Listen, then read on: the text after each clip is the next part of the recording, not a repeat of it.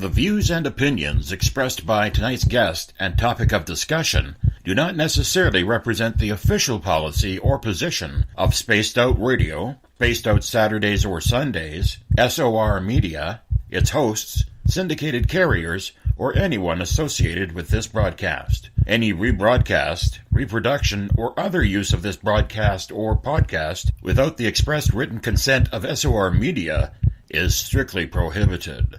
Listener discretion is advised.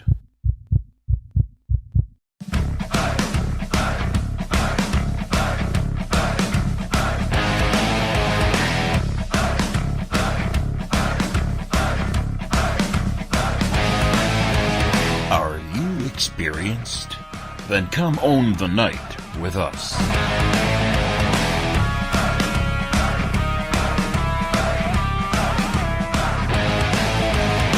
Little brother has taken control, shoveling dirt in every hole. Predators to condemn your soul, watching you and watching me. We're all Stationed atop the mountains of British Columbia, live from SOR headquarters. This is Spaced Out Radio with host Dave Scott. We live behind glass curtains and act like nothing's wrong. Soon you will belong.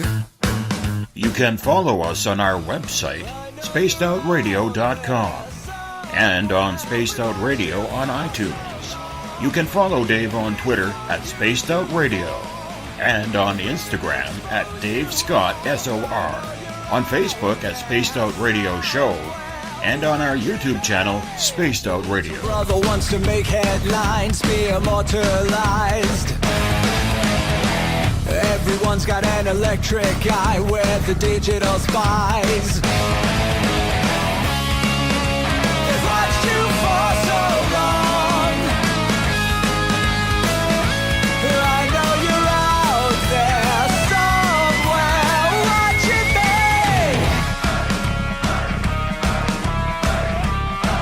me. Buckle up, space travelers. It's time to go for a ride on Spaced Out Radio with host Dave Scott. I know you're out there somewhere. We've watched you for so long. Wait for you to fall. We'll expose you all. I know you're out there somewhere watching me. Little brother wants to make headlines, be immortalized. It's Tuesday, January 16th, Wednesday, January 17th, if you're on the East Coast or across the pond, and this is Spaced Out Radio. Hope you had a great day and night. I am your host, Dave Scott, live from the Great White North in the Caribou region of the mountains of British Columbia, right here stationed atop Spaced Out Radio headquarters. We are 150,000 people strong. Nightly on WQEE 99 Rock the Key down in Noonan, Georgia. On the United Public Radio Network 107.7 FM in New Orleans. And over 160 countries around the world. We're also live at spacedoutradio.com. Spreaker, The Fringe FM, Renegade Talk Radio out of Las Vegas, the High Plains Talk Radio Network. And if you're listening in on Revolution Radio, remember, the Double R Machine is a donation station financed by you, the valued listener. Head on over to freedomslips.com and donate today. Now, you can find us all over social media. We are on Periscope TV Live. Hello to everyone out there so far. How y'all doing? I'm looking at you right now. We're also on Twitter at Spaced Out Radio. Give our Facebook page a like, Spaced Out Radio Show. On Instagram, follow me at Dave Scott SOR. Subscribe to our YouTube channel. Go to youtube.com/Spaced Out Radio. Subscribe to it. That's where we hold our archives. And we are on iHeartRadio in the United States. TalkStream Live. Tune us in on TuneIn. Download and subscribe to our shows on iTunes. Our website, of course, is spacedoutradio.com. Now, as you know, if you've been listening for a while, we do have a GoFundMe account going on right now. Go to GoFundMe.com/ Spaced Out, make that We Own the Night. That's GoFundMe.com/We Own the Night. We are raising money to build a brand new studio where we can start broadcasting on terrestrial radio. So if you can help out or even share the post, we'd really appreciate it. Now, if you head to our website, spacedoutradio.com, you can shop at the Spaced Out Radio store, read the Encounter online, dealing with everything paranormal, strange, and odd. My latest blog is there as well. We got great videos from Tim Doyle's UFO Seekers and Leslie Mitchell Clark's Contact TV. Tonight on SOR, we get into a subject that will sound a little past tense, pun included. Dinosaurs, as we know, have been extinct for millions of years. The giants that used to own this planet, but what wiped them out? Well, we can only surmise. Ice age, flooding, giant asteroid, loss of food sources, all very good possibilities. But what if they haven't all gone away like the dodo? For hundreds of years, up until recently, people have been reporting sightings of a pterodactyl-type bird flying in the skies. Some call it a Ropen, and it's a study that researcher Jonathan Whitcomb takes very personally. Jonathan, a man of deep faith, has followed and categorized these stories all over the world. He's traveled to those locations to try and find out the truth. He's been on numerous TV shows, so what is the truth? Well, that's what we hope to find out tonight. Is the pterodactyl still alive? Jonathan Whitcomb, it's been almost 3 years since you were last on Spaced Out Radio. Thank you so much for coming back on the show. How have you been doing? Oh, great, Dave. Super to be with you again. So grateful to be here. I appreciate you coming back, because this is one of those topics that a lot of people, including myself, are very skeptical about, John. But before we get into too deep, because you're going to go the full distance tonight of 3 hours, before we get too deep into this topic, let's learn a little bit about you. Were you always into cryptid-type research? And if not, what got you started on this? Well, yeah, I'm the person to talk with on this subject. I think one thing that everybody agrees with, including all my skeptics and all those that my associates and I agree with and disagree with, is that I'm surely the biggest big mouth in the world on this subject. I've been working on this since 2003, 15 years. I've received eyewitness reports of some type or another, direct or indirect, from all continents of the Earth except for Antarctica. And generally, when somebody sees something like a pterodactyl and they finally come to a decision to report it, I'm one of the persons that they report to, and probably receive more reports than anybody else. Now, if you go back 20, 30 years, did you ever see yourself looking into dinosaur research? Well, I've always, since I was a teenager, I dreamed about at one time going out into jungles and discovering new things and finding new species, but that was just a daydream. During my late teenage years, I started raising crocodilians, caimans in particular. They're like a little bit like alligators. We're raising them, and had no problem with reptiles. But I thought this idea was just a daydream, and it kind of put it at the back of my mind until about the year 2003, around the middle of that year. And that's when I really got excited about some things I've been hearing in Papua New Guinea. So should I go into that about that experience? Before we get into that, what has been the reaction of your family and friends when you said, hey, I want to investigate this. I want to see if this stuff is real. What made you decide that this was something that you needed to, check out? Yeah. Oh, that's a deep question too. Basically, I guess I should mention what was coming about in my mind.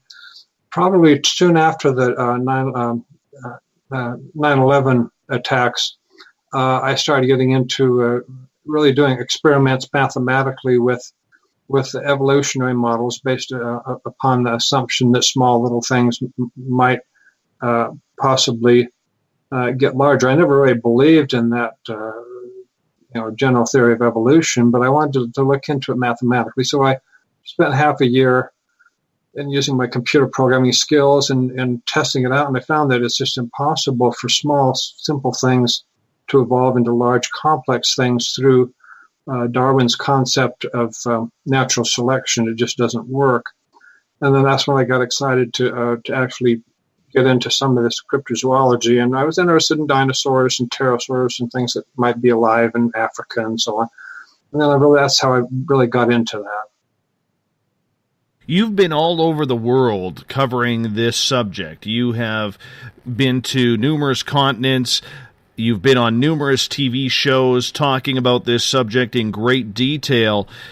Is it still a lot of fun for you, Jonathan, that you have the ability to, make a little bit of a name for yourself regarding the pterodactyl or the Ropen? Well, I'm delighted to be involved. I haven't actually been traveling as much as people might think because, people contact me from all over the world. So I report these things. I was in Papua New Guinea in 2004. I led a brief expedition there. It was what we call a light expedition. And I did make some wonderful discoveries with eyewitness interviews there. But basically, other than that and a few places in 3 states in the western United States, I haven't really traveled that much. The person, my associates who's done much more on that would be David Wetzel from New Hampshire. And he's traveled the world more looking for dinosaurs and pterosaurs. And I have 2 other associates in Oregon who've been to Africa looking for a dinosaur as well, like David Wetzel did. And there's others that have done similar, looking for dinosaurs in Papua New Guinea and New Britain Island, for example. But basically, I'm delighted to be involved. We have to understand there's incredible criticism and skepticism on this. So it's not always a pleasant experience when I see what people write about my work, So, do you believe in dinosaurs, that they are still alive roaming this earth? Yes, literally, because of some of the things that I've heard from investigations by some of my associates, though that technically the dinosaurs, when we say we mean actual dinosaurs like sauropods or like a T-Rex, that's not my specialty, so I don't spend much time on that. My specialty is what people sometimes call a flying dinosaur bird, pterodactyl, a prehistoric bird. Some people call them featherless ancient birds. What technically correct is a pterosaur, though many people call them pterodactyls. And sometimes they still get the word dragon. So dragon is usually a word that's more like for earlier centuries. That's the word that was used earlier.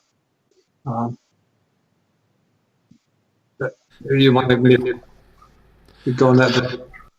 Well, I think if that's the direction we go, we might as well start to get into it, because I think there's a lot of people really scratching their heads on this one, wondering how could this creature potentially still be alive and not be seen all the time?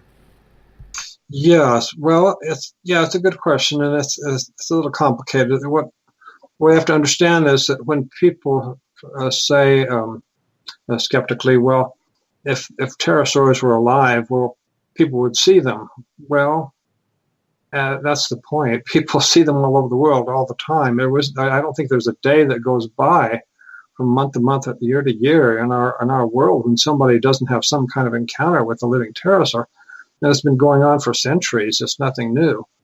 The problem we have in Western culture is we assume that everything like that has been extinct for millions of years. And so when it's reported here, people are looked on like, well, are you crazy? Are you lying? Are you just a joke? Or, so it's just hard in our culture. Now, I can talk about my experience in Papua New Guinea, which has, the natives there have very different cultures than we have, if that would be helpful. Yeah, let's go there right now. Okay. In 2004, I traveled by myself, which is not recommended. Don't do this at home. I traveled by myself to Papua New Guinea, and I led a very brief expedition with my interpreter from the city of Leh on the mainland of Papua New Guinea to Umboy Island. The natives call it Siasi. And in World War II, and in that time period, it was called something else, but we call it Umboy Island.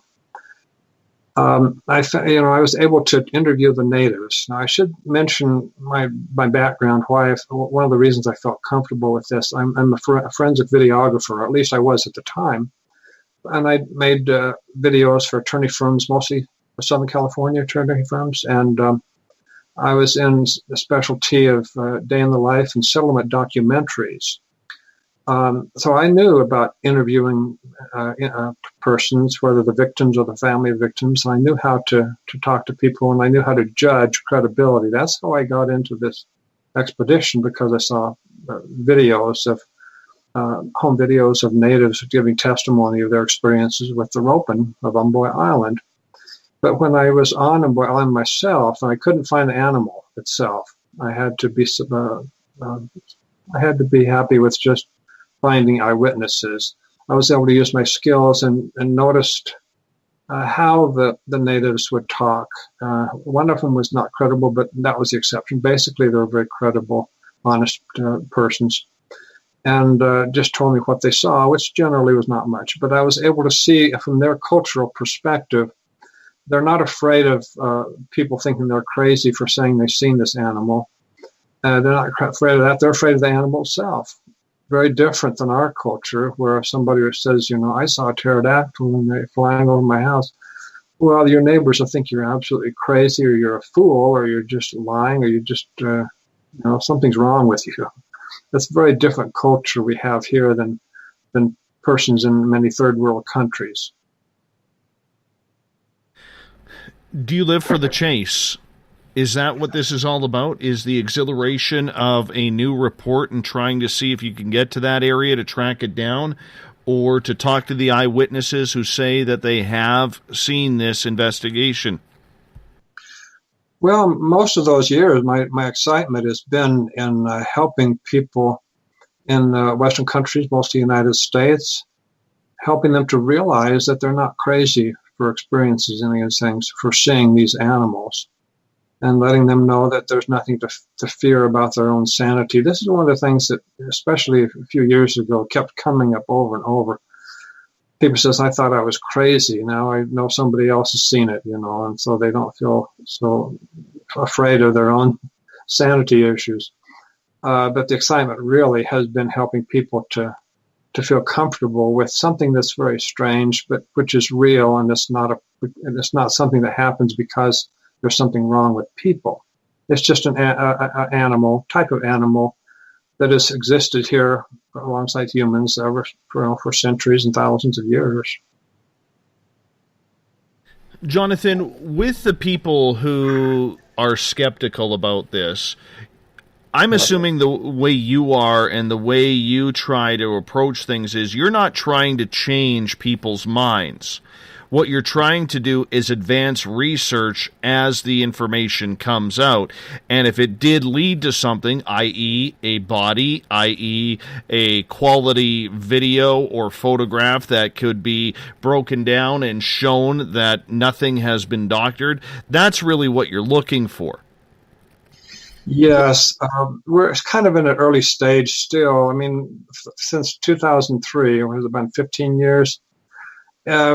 It's been still all those years have been basically an early stage where we're getting more and more eyewitness reports and getting an atmosphere where people feel comfortable reporting it to me or to one of my associates. And that's an important stage, but there's much, much more that needs to happen in the future. I don't know how long this is going to take.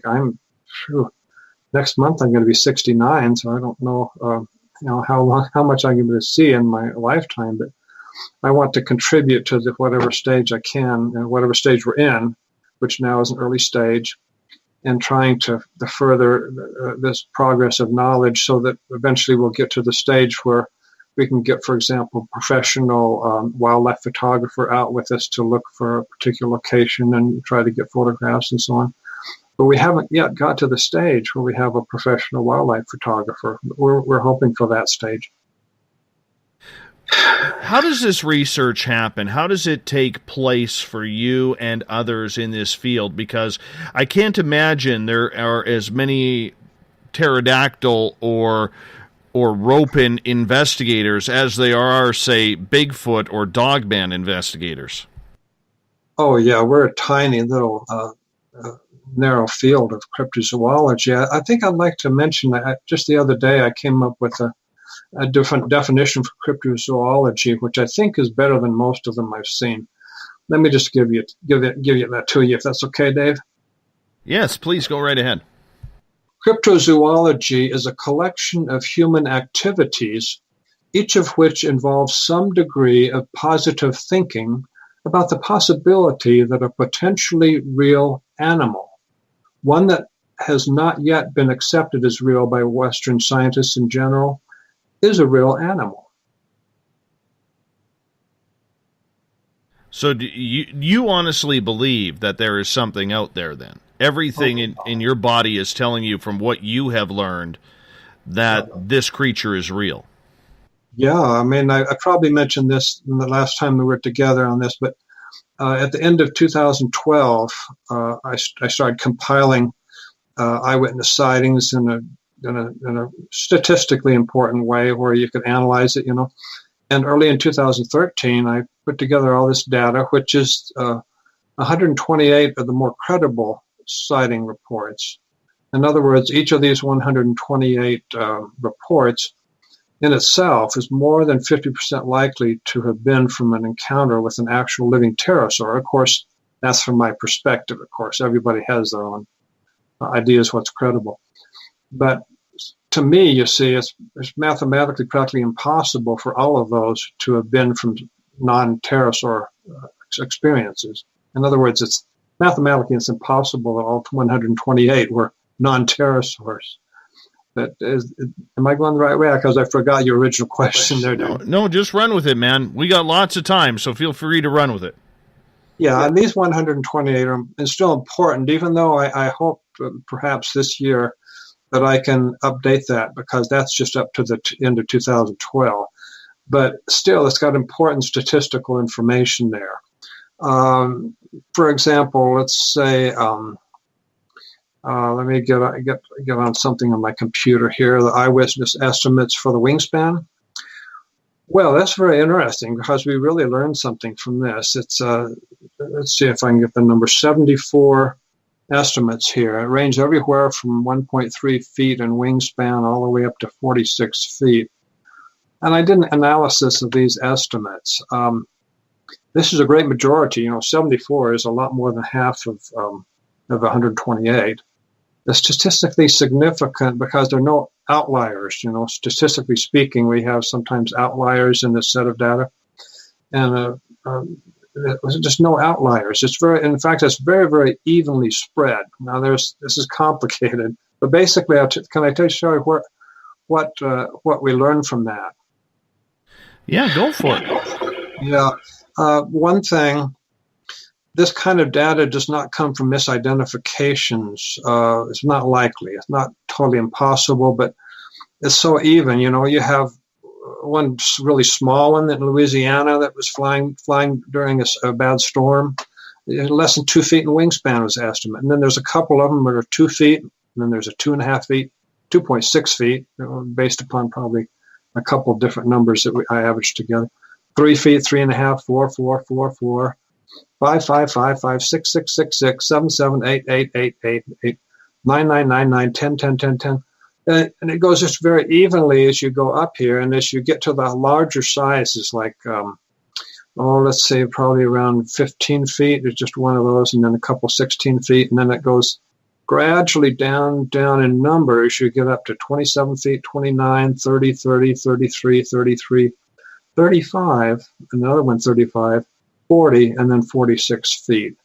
So in other words, this doesn't make sense that people are just misidentifying frigate birds, for example, or herons. 75% of this total total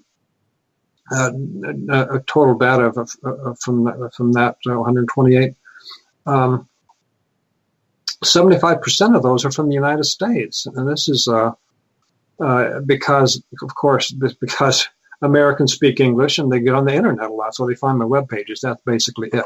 This doesn't mean that 75% of all the living pterosaurs on Earth are in the United States. Of course, it's nothing like that. It has to do with Americans, being comfortable in English web pages and finding me and sending me email in English. But basically, they're not from misidentifications there, and also they're not from all these numbers, these 74 estimates of wingspan.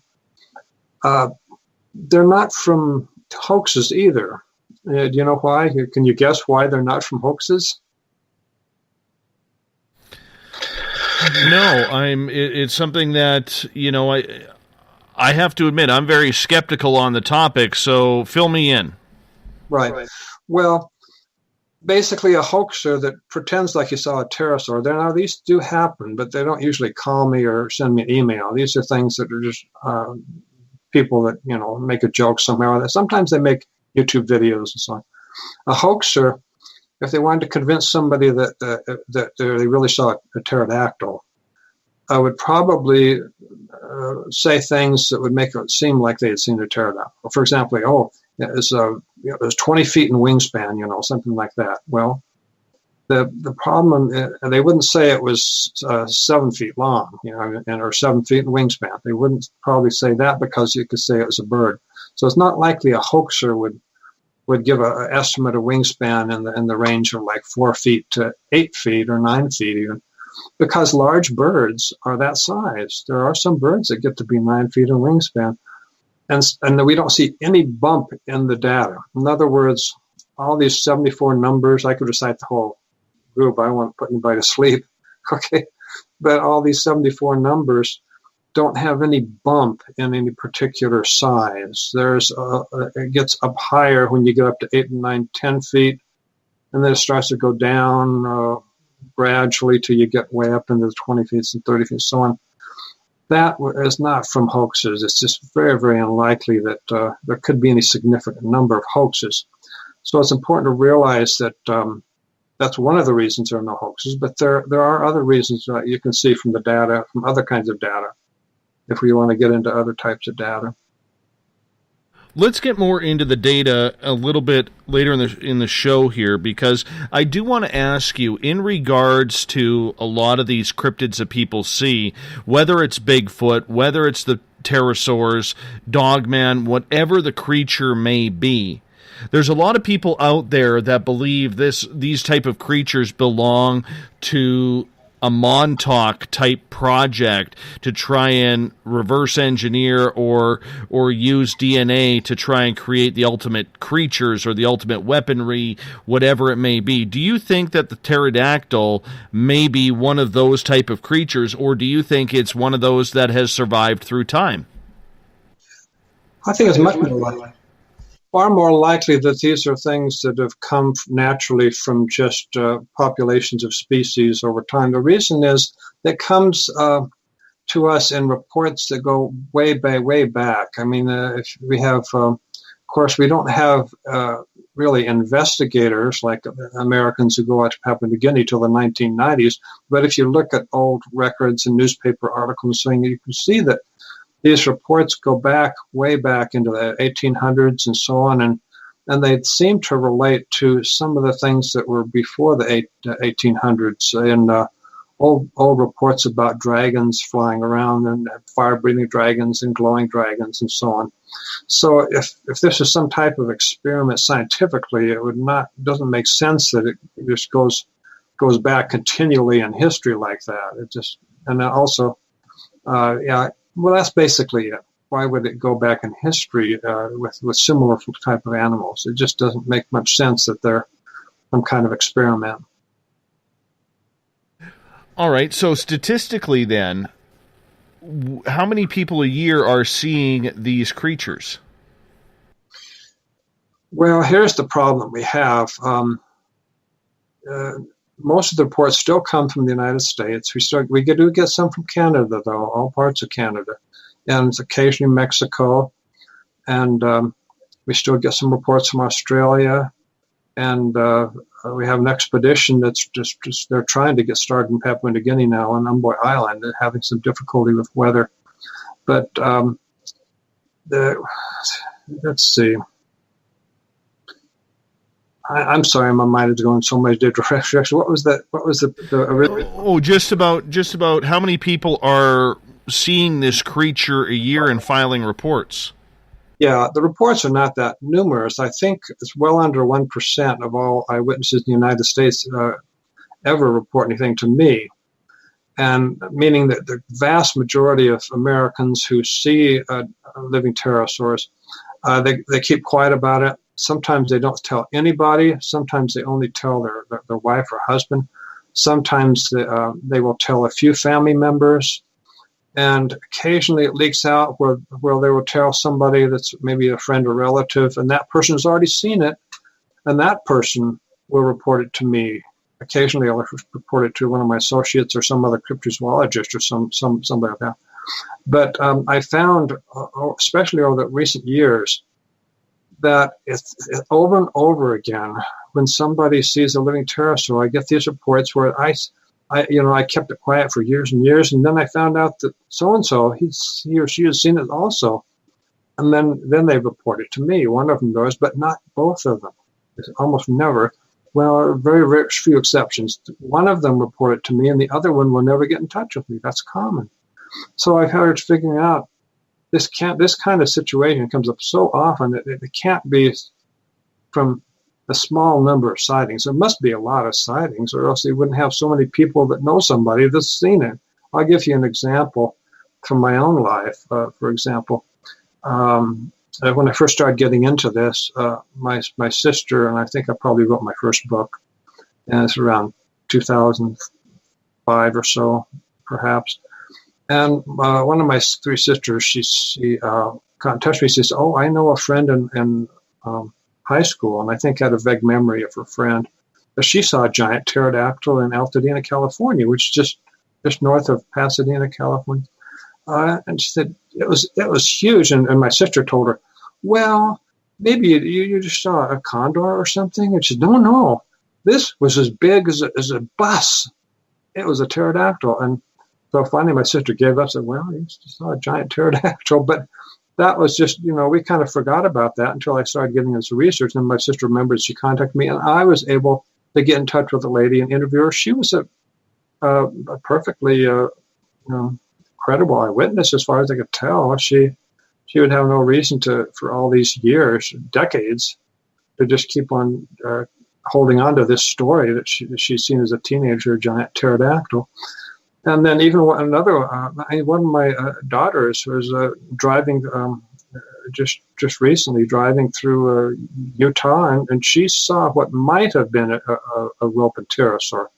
She's not sure, so we're not officially saying that it is. But see, these things come up more often than we think. I've actually seen something strange myself. I'm not sure. It could be an unusual bird I just don't recognize.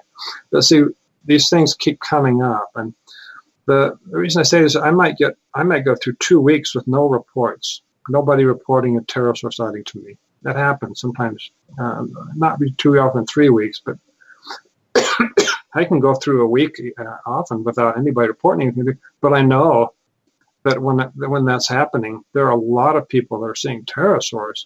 It's just those are the ones that just are quiet about it. They don't want to be ridiculed, and then some of them are still worried that they might be crazy.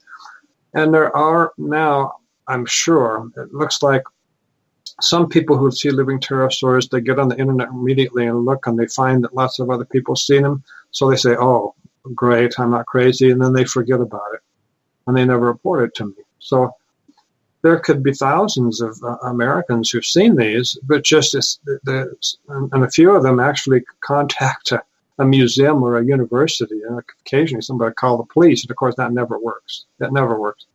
In a Western country in the United States, you cannot call the police or call a zoo or a university and expect to get any help in telling you what it was, and it looks exactly like a pterosaur and not like any bird or bat. You would not get no help that way. You have to go to a cryptozoologist who specializes in that. That's me or one of my associates. That's the only way. I have a question coming from the Revolution Radio chat room here, and this person's asking, in conjunction with the question that I asked a little bit earlier about whether or not these were some sort of Montauk type project creatures. So this person is asking, do you believe then, Jonathan, that a lot of these sightings, or are a lot of these sightings happening near military bases? I don't see any indication of that. They're spread out all over the country. Let me give you an example here on the website. If somebody wants to look at it, let me get a drink of water here. Just a second. Let me get on a website here. Eyewitness reports of apparent living pterosaurs in the United States. This is on a site that's luapt.com. Those letters come from Let Us All Pull Together. This press releases reports of living pterosaurs in the USA. Okay. It shows a map here. And it's the sightings reported per 6 million humans by state, 3.1 average. Excuse me.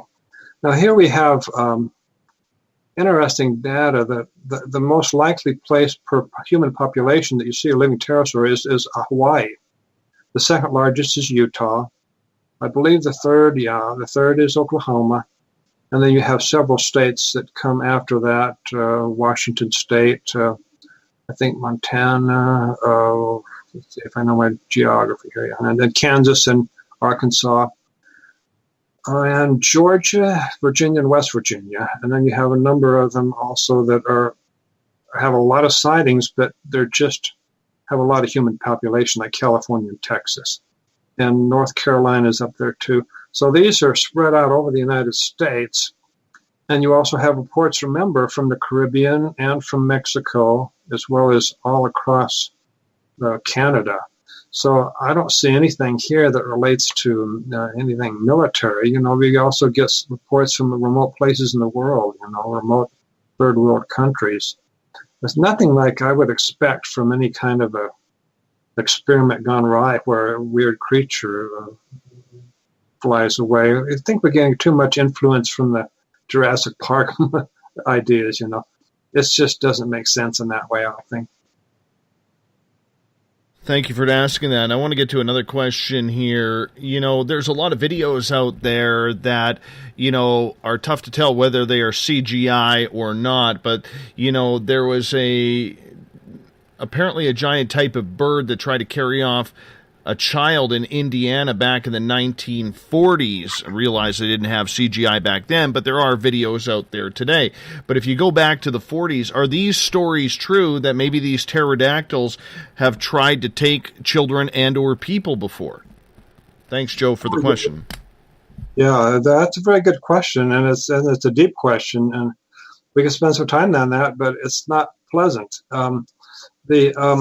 The report you referred to in Indiana, I'm not sure if that's the one I'm thinking of, but I think it was more recently than the 1940s, if it's what I was thinking of. But anyway, there is a report of a boy that was outside with one or two other children, and he was attacked by what he called a giant bird, and it grabbed his shirt, or I believe maybe his pants, and it dragged him a little bit before he was able to get free and escape. But I really don't know if that was actually a bird or not, because, over all these years, if somebody sees a large bird, sometimes occasionally they will report it to me, or they'll still indirectly, they'll say, oh, I've heard about this, or I learned about this. There may be one species of eagle-type bird that's larger than a golden eagle or the bald eagle. There may be a species like that because you just get a number of reports about something similar. So it's possible that some of these are from that bird. But we also have things that are pretty obviously pterosaurs, and the larger ones, even though they're rare, the larger ones are definitely dangerous to people. We have, like, for example, I think it was Montana, it could have been Wyoming. A man was with his friend out fishing. He was a good-sized man, if I understand. And he was standing by this lake, and the sun was about to set, and suddenly something come at him. Both men looked at it, and it flew right exactly over one of them. It didn't put out its claws, try to grab him. But because the flight path was right over the man, I suspect that the and they described it, they reported it to me. In other words, one of the men reported it to me. And that means probably it appeared like a pterosaur, because the vast majority of people who contact me believe they may have seen a pterosaur, or they're sure they did. It's one of those, either they're sure they saw a pterosaur, or they think they might have. This one, it was a good chance it was, but the way that it was flying leads me to believe that it was under attack. In other words, the creature was flying toward the man with the idea of grabbing him and carrying him off. And perhaps when it got closer, it realized that it was too big, so it just flew over him and didn't try to grab him. But these things happen pretty often. I've seen a number of cases in North America. And British Columbia has a lot of reports, according to one of my associates, of attacks on people. So this is a big issue. We could get into this if you want, Dave. Yeah, we got about 15 minutes before we got to go to break, so let's use up the time and find out this information about these attacks. Yeah. Keep in mind that these are rare. The larger creatures that are capable of really being dangerous to adult humans are really pretty rare. We see in the data, it looks like, well, the data just goes down. The wingspans gradually go down till you have some in that range that are over 25 feet. But in reality, anything that big would immediately grab a person's attention. In other words, if a pterosaur was to fly over your house when you're outside, will you notice it or not? It depends a lot on the size of that creature, a lot. If it was 15 feet, you probably would notice, even if it was at the corner of your eye. If it was 25 feet wingspan, any kind of peripheral vision would immediately grab your attention. You can't hardly miss it unless it's directly behind you. But those are the rare ones. The ones that are like a wingspan of 4 feet are much more common. But because they're the same size as birds, people don't even look in their direction. I've been keeping my eyes open, of course, because of my research. So just a couple weeks ago, I saw a bald eagle fly over my neighborhood, which caught my attention. It's the first time I ever saw a bald eagle in the wild. And, I've only been in Utah for 4 years, of course. But, I mean, I've been around the country, and that's the first time I ever seen a bald eagle. Really? Really? You know, up here, we take them for granted. I mean, I remember on my way to work at my old job down near Vancouver. On my way to work, I had a 35-minute commute to work, 39-minute, pardon me, and I would pass 5 bald eagles' nests along the highway on the way, and they were just absolutely everywhere, especially during fishing season. They're such an incredible bird. That amazes me that you've only just recently saw your first one.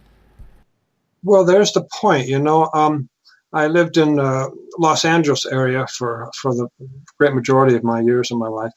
And, you don't have bald eagles there, I don't think. Anyway, but the point is, I look up often at anything that's flying in the sky because I know that maybe someday I might see a living pterosaur. So I look at birds. If a bird flies over, even a small one, I'll just look naturally. It's gotten a habit. So whether or not you see a living pterosaur, or you never see one your whole life, in the sense that you notice it. I'm talking about noticeable sightings, where a person actually recognizes that it's an obvious pterosaur. That kind of sighting happens more with people who are outdoors more, or who are driving a lot. They're out driving and one of them flies in front of them. But basically, modern living pterosaurs are nocturnal in general. There's not too many exceptions, but there are exceptions, but they're generally nocturnal. They fly at night. Which brings up something else that, just a few years ago in southern Los Angeles County, I saw an owl flying over the freeway as I was driving. I noticed it because, I'm always keeping track of what's flying overhead. But owls are nocturnal, and this is, I'm sure, is no exception. It was a normal kind of, I don't think it was a barn owl. I think it was another kind of owl, but it's a good-sized owl. But when people pay attention, that increases the likelihood. In other words, among all the people that are outdoors, the ones that are even more likely to see a modern living pterosaur are the ones who keep watching everything. They like to watch the sky at night, look at the stars. They like to look at everything moving around, flying, every animal, bird, and so on. Those individuals are more likely to see something that's, wow, that was not a bird, Then they just tell me it was not a bird. I get this over and over again. They say, that was definitely not a bird. So the ones that really know birds, they know what a heron looks like, what a crane looks like. They know what a frigate bird looks like, for example. And it's just, you need to be outside and you need to be looking around to have a chance of seeing something like this. When people say, I know what I saw, and they are convinced that they saw something that is right out of this world, and literally when it comes to a pterosaur, it would be right out of this world. How do you take them seriously? What are the signs that you look for, Jonathan, to know that you are getting a real report rather than someone that's trying to pull your leg? Well, to begin with, any time, any day of week, month, any year, it's possible theoretically for somebody to play a hoax and contact me. It's usually by email that I get contacts, but it's sometimes by phone. It could happen, but generally, if someone wants to play a hoax, they don't contact me because I'm in the business. I'm a forensic videographer. I'm in the business of interviewing people. I can catch things they have no idea that I can do what I can do with interviewing people. I work with attorneys. I can figure things out sometimes, and I never approach a one individual sighting with any great expectation of it being a pterosaur or not a pterosaur. In other words, I just keep a total open mind. Whatever people tell me, I want to know how they tell me, how they're speaking. I have certain ways I can tell how they're communicating and so on, and how they present themselves, what they tell me, how much information I give them, what the information is, what they tell me about what they were doing at the time. In other words, I can figure out somewhat if they're credible or not. So it's not likely somebody will be playing a hoax with me. Of course, it's possible in the email, but I like to talk to people on the telephone after I have an email conversation with them, even email communication with them. I like to have a conversation on the phone. But is that the direction you were going? I don't remember your original question, Dave. Sorry. It was just in regards to, the way people are coming at you with sightings. How do you tell whether or not you're getting a real report or someone pulling your leg? Yeah, well, I can't really go into detail on how I do this because it can just invite somebody to play a hoax. I don't want to get a lot of hoaxes, people coming in with hoaxes because they know they can fool me because they know how I figure things out. So I really can't go into detail. I'm sorry, Dave, but I can tell you one thing, that there are, I'm dealing with people all over the world. Many of them are Americans, but there are some Canadians and people from other countries, and Europe too, and occasionally from Africa and Middle East or Asia in general.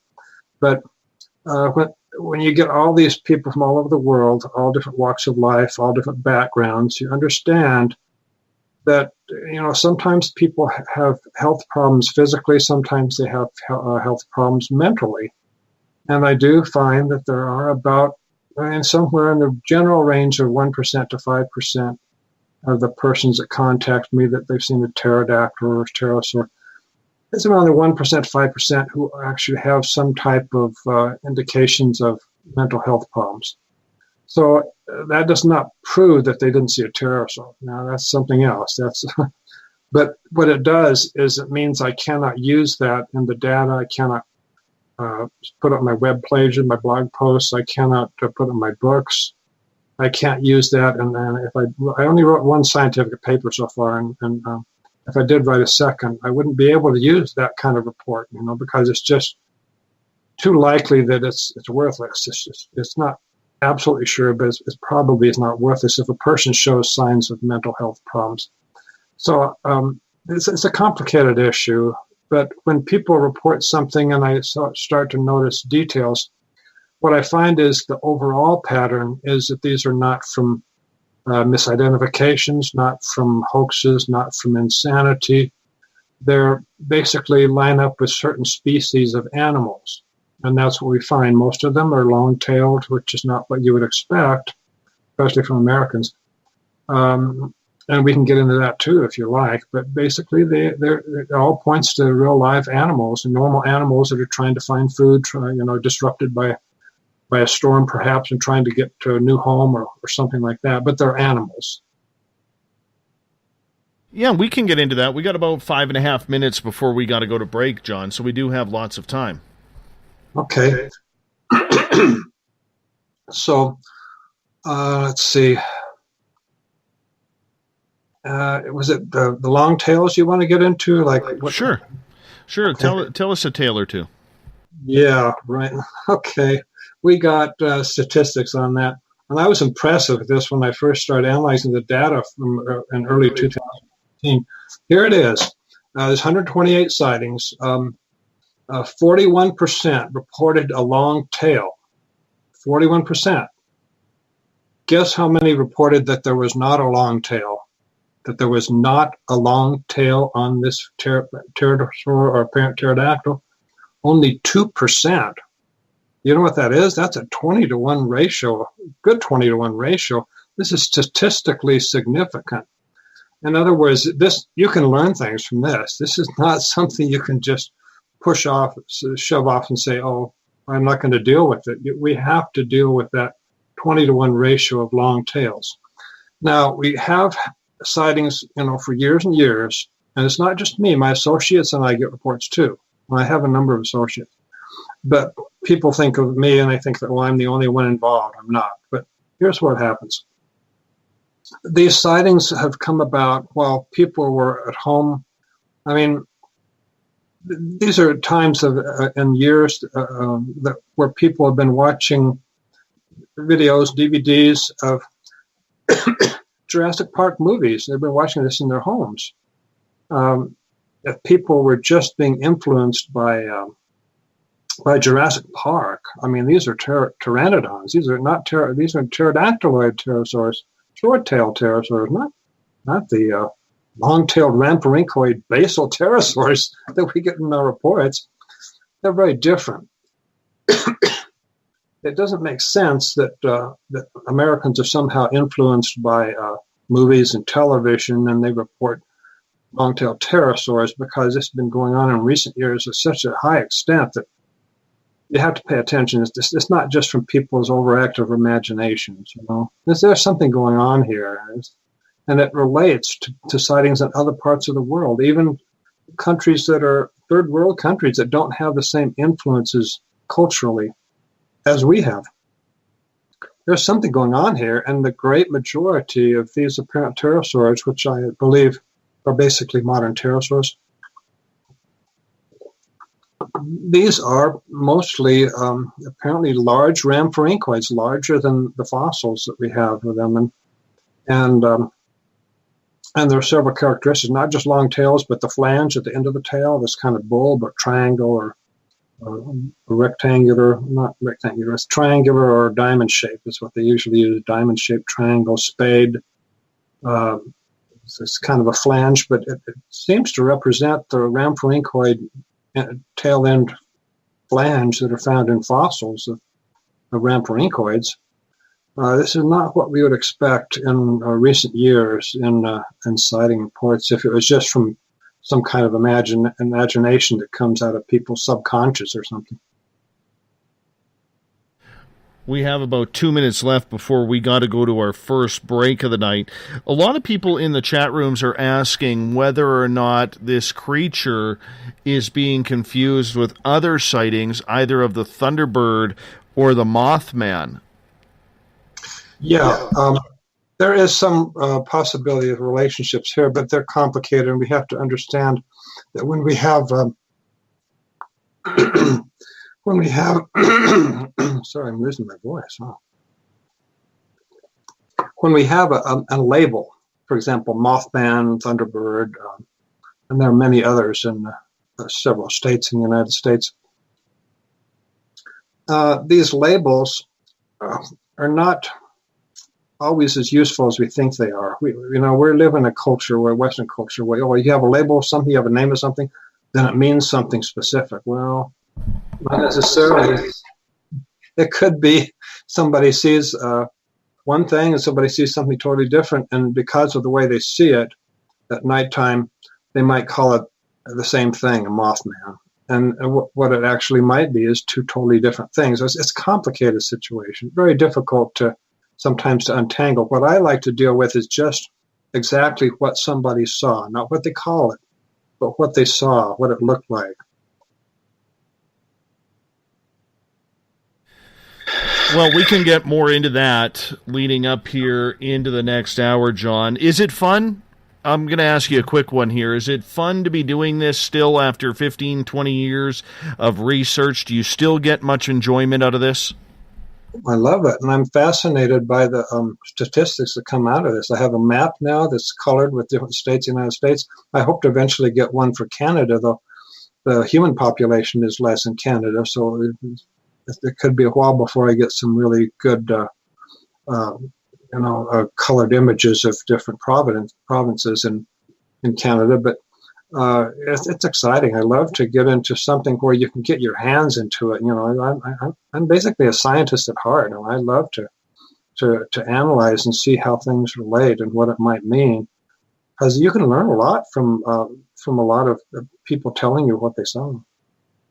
Jonathan, I'm going to get you to hold on right now as we're going to step out for our first break of the night.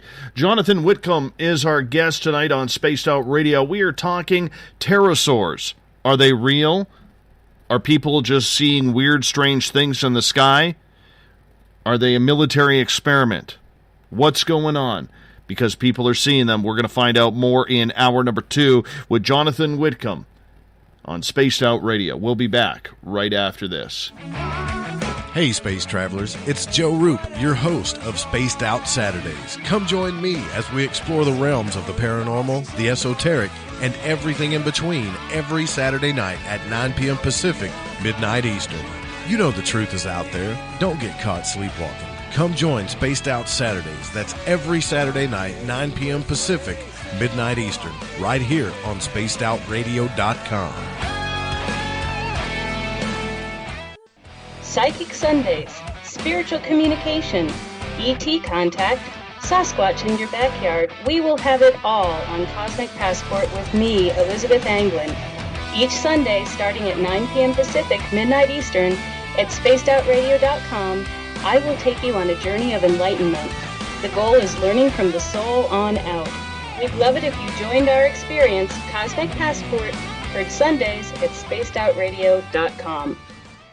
365 days a year, we're in the field, investigating UFO sightings, talking to alien abductees, and visiting secret military locations like Area 51. We're UFO Seekers, official partner of Spaced Out Radio. Follow our daily search for the truth at ufoseekers.com or like us on social media.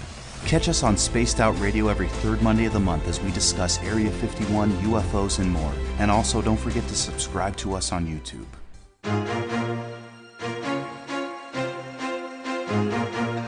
From coast to coast to coast, Blacklight Uncharted is taking on the paranormal across Canada. From ghostly hauntings to the UFOs flying above in conjunction with MUFON Canada, we're closely investigating what's going on in the northern skies and checking out the apparitions that walk among us. Check out our videos right here at spacedoutradio.com. We want to know your thoughts, we want to hear your experiences, and we want you to share your stories. The answers are out there, and we intend to find them. Would you like to become one of our space travelers? All you have to do is click on the Space Travelers icon at spacedoutradio.com. For only $5 a month, you can get access to some great prizes, as well as private monthly shows, newsletters, and a members-only section on our website. Become a space traveler today. It's paranormal news at its finest. Welcome to The Encounter.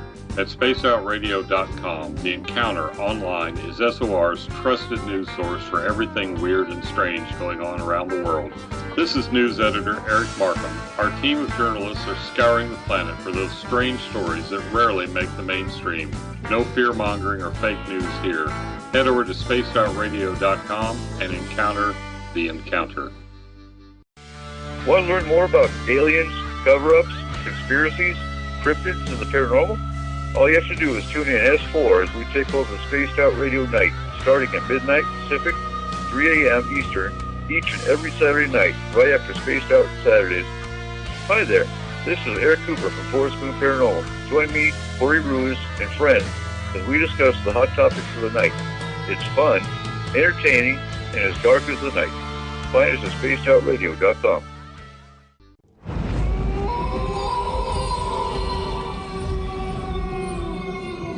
Hey, this is Canadian Paranormal Investigator Mike Moore. The third Wednesday of every month, I'll be teaming up with Dave Scott to bring you Ghosts of the Great White North.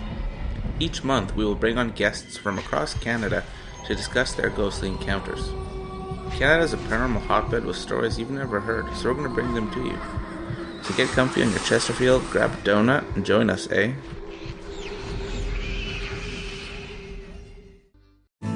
Are you an experiencer? Have you had run-ins with strange creatures you can't explain? ETs, Dogman, Bigfoot, werewolves? They're enough to scare the daylights out of anyone. Hi there, I'm Butch Witkowski from your 4-Cop. And on the last Monday of every month, you can listen to me and the host, Dave Scott, talk about the weird and the strange being reported on Spaced Out Radio.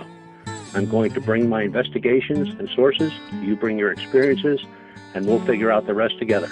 Strange Days on Spaced Out Radio. Come tune us in at spacedoutradio.com. There's a lot of strange going on in this world, and we can help you find out what's going on with you. Paranormal, cryptids, UFOs in the sky, aliens in your bedroom tickling your toes. We have the investigators you need to find out the answers you deserve. All you have to do is head to spacedoutradio.com. Your information is 100% confidential. The SOR Sightlines Report. It's free, and we're here to help. Are you interested in advertising on Spaced Out Radio? Head to our website at spacedoutradio.com and click on our Advertising tab. There, you will find an assortment of ways you can get your product out there with us, from radio commercials to banners and social media. Have a product you like our hosts to endorse? We can do that too. Visit spacedoutradio.com for more details. Don't have time to listen to Spaced Out Radio live? Wherever you are, the car, the office, the shower, or even if you're traveling, we're right here for you. Each Spaced Out Radio show can be found on iTunes, TuneIn, and on our YouTube channel, Spaced Out Radio Show. It's the perfect way for you to catch up on our shows. For more information, just head over to our website, spacedoutradio.com, and tune in to us today. Do you want to know what's really going on in your world? Do you have questions about who you can trust in the mainstream media? Then look no further than the Rebel Planet. Come get the straight answers right here at spacedoutradio.com. Join me, Jamie Sexton, creator of Rebel Planet News, as I fill you in on the stories behind the stories. All you truth seekers, be sure to tune in to Rebel Planet on spacedoutradio.com the third Thursday of every month.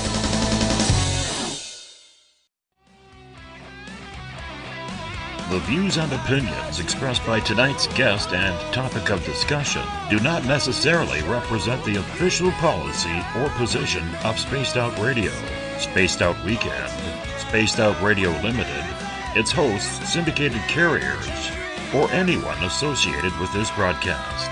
Would you like to connect with us? Head to spacedoutradio.com for all your latest show info. And hit us up on Twitter using the hashtag SpacedOutRadio. Now, back to Dave Scott and SOR. Welcome back to the second hour of Spaced Out Radio. Tonight, I am your host, Dave Scott. Great to have you with us. Tomorrow night on the program, Jennifer Weigel is going to join us. We're going to get into spirituality, the past lives, and everything to go along with communicating with the other side. We get going at 9 p.m. Pacific, midnight Eastern Time at spacedoutradio.com. We want to welcome in everyone listening in on WQEE 99 Rock the Key down in Noonan, Georgia, home of The Walking Dead. We are live as well on the United Public Radio Network, 107.7 FM in New Orleans, and over 160 countries around the world. We are also live on the Fringe FM, Renegade Talk Radio, out of Vegas. And if you're listening in on Revolution Radio, remember the Double R Machine is a donation station financed by you, the valued listener. Head on over to freedomslips.com and donate today. Bill Cardwell has set the password for tonight in the SOR Space Travelers Club. Recalcitrant.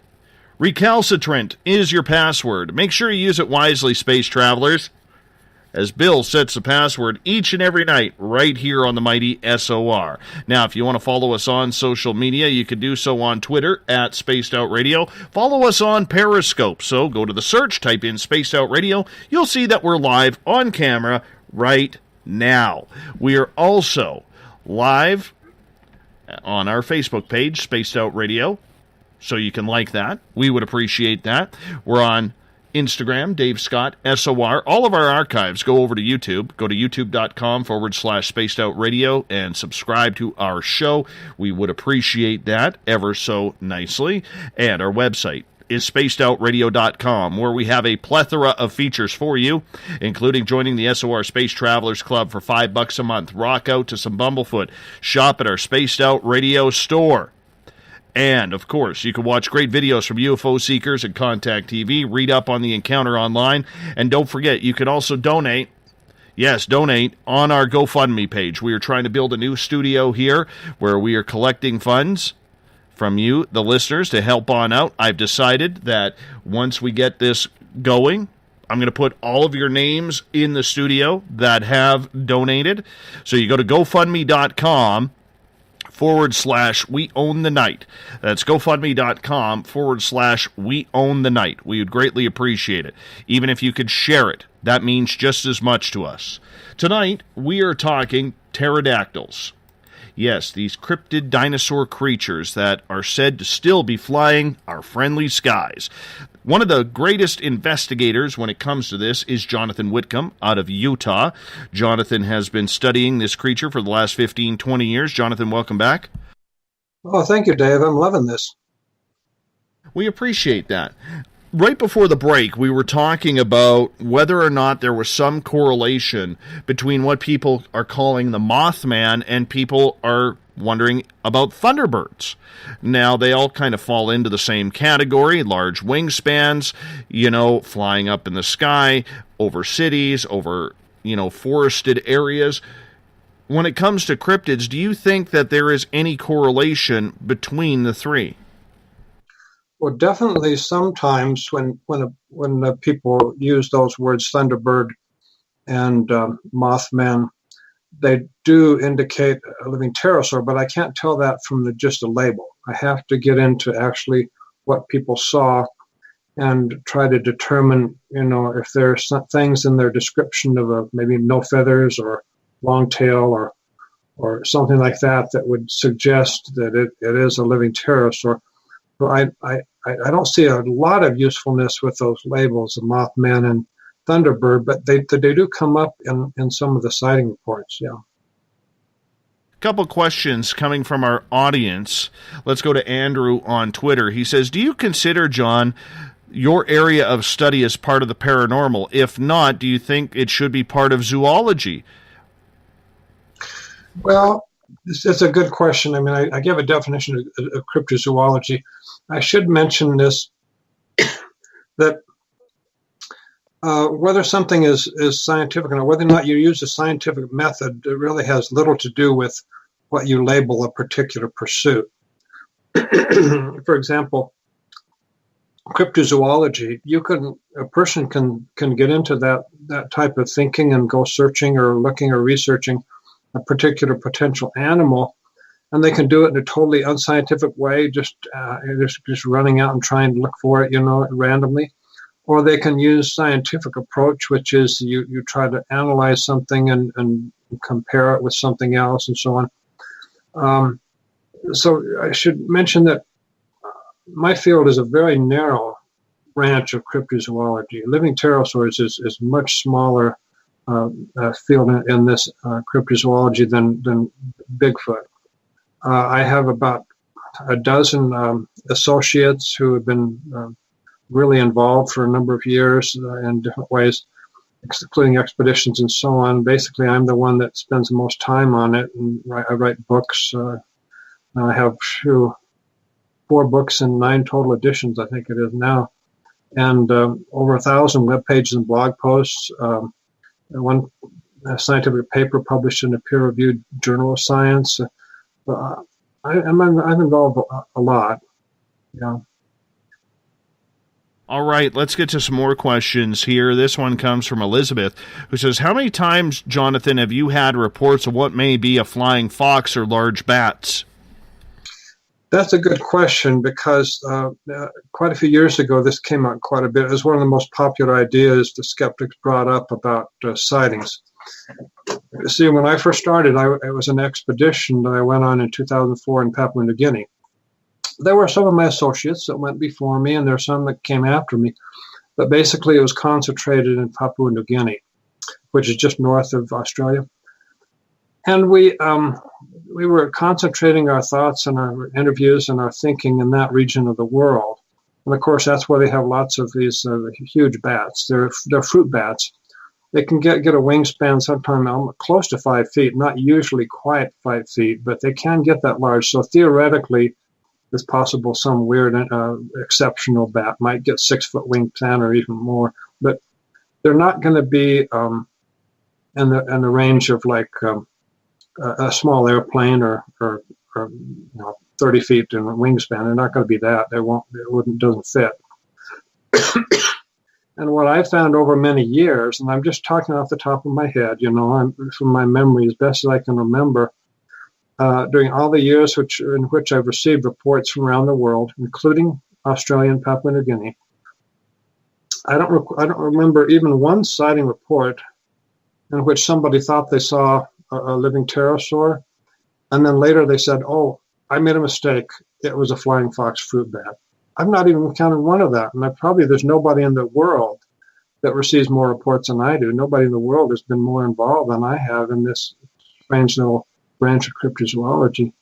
So I don't think it's really something we need to pay much attention to, because the reports themselves are so often so different. I mean, for example, this one man in one of the earlier expeditions in the 1990s, he and his friends saw this Ropen, and they described and they showed to, I think it was Pollination, one of my associates, and it was on video. I have pictures of this. They showed how the creature held itself onto the trunk of a tree, and it looked down at them by holding itself upright on the trunk of the tree. Now, flying fox fruit bats hold themselves upside down from branches. That's just the way they do.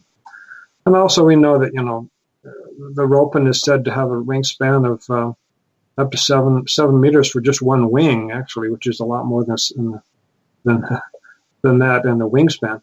But the tail, by itself, is described as by Gideon Coral. When I interviewed him, the tail was described as. Well, I'll tell you what happened. I asked him, how long is the tail? He didn't answer right away. He looked to the side, down on the ground, and looked back and forth on the ground. And I have this on video if you want to see it on the internet. He looked back and forth on the ground, and they looked back at me, looked me in the eye, and said, 7 meters. That's 7 meters, 23 feet. That's not a flying fox fruit bat. So we can kind of pretty much eliminate the flying fox as being a good general explanation for the sightings. And of course, another thing is just all across the United States, and Kansas is one of the biggest sightings places in the country per population. It's just not a good sign. Was there something else that went with the flying fox, something else with that? No, I think we're good on that one. I think we're good. I want to get to Tripp's question here, who is asking, do you know of any pilots that have ever reported such birds, or has radar ever picked them up? Good question. I would definitely had an interesting report a few years ago from a professional pilot who he and his first officer, they call him now, they used to call him co-pilot. He and the first officer had a near collision with this big thing, and this was in, I don't remember the year, but it's not too many years ago. They was flying a medium-small airplane, but it was twin engine, as I recall. And it was flying from Broome, Australia, toward, I'm not sure it was Bali, but it was from Western Australian coast to the northwest, I believe to Indonesia. But they were in a high altitude. Don't hold me to this, but I think it was in the neighborhood of 30,000 feet, but I could be mistaken. It was a good altitude. And they said this thing came toward them, and it happened so fast that the first officer didn't see it because he was looking at his map, and the pilot had to change course very quickly, and that got the attention of the first officer. And he said, "What's going on?" And as soon as he looked up, both of them saw it at the same time. This huge flying creature fly right by their airplane. Now, the pilot contacted me by telephone, if I remember right. I think it was first by telephone, though it might have been an email. But I had a phone conversation with him. That does not happen generally when a pilot just misses a pelican or something. They don't, they're not going to call me. The reason people call me is they have a pretty fair idea that it might have been a pterodactyl, what they call a pterodactyl. So that's one instance. If you want me to go a little more into that or to find another one. Sure, we can go with one more. Okay. I don't recall a direct report where somebody in an airplane is other than that one, has missed a pterodactyl and then reported to me, but I have seen indirect reports where that's happened. And once in South America, once one possibly in Alaska. But, those are indirect, so there's less I can say about those. But when we talk about the other one with the radar, we have to remember that radar is not created to keep track of birds. It's created basically to keep track of things like airplanes. So with the vast majority of modern pterosaurs being fairly average in size, not too much bigger than birds, the radar is not likely to pick them up. And if they did, what would happen with it? What would a man or woman do when they're in control of observing that? There's nothing they can do. They can't. They see a little blimp, a little light, and something, and then it's gone. They're not going to call a zoo or a university and say, "It must have been a pterodactyl that came up by the airport because I saw a little blip of light." No, that's not going to lead to a discovery. It's not just a way that things get discovered like that. So it's not very helpful to try to think in terms of radar, I don't think. Couple questions from Andrew coming in on Twitter. His first one, John, is your research receiving any interested and or positive response from mainstream science, and have you ever been invited to lecture at universities? Well, yeah, I haven't got to that stage yet, but we need to keep in mind that I haven't really made hardly any attempt at that. I had a survey I sent out once to professors of biology in several universities across the United States, and as I expected, the vast majority of them didn't give any notice to the possibility of living pterosaurs, but there was a small percentage that considered it possible there are living pterosaurs existing.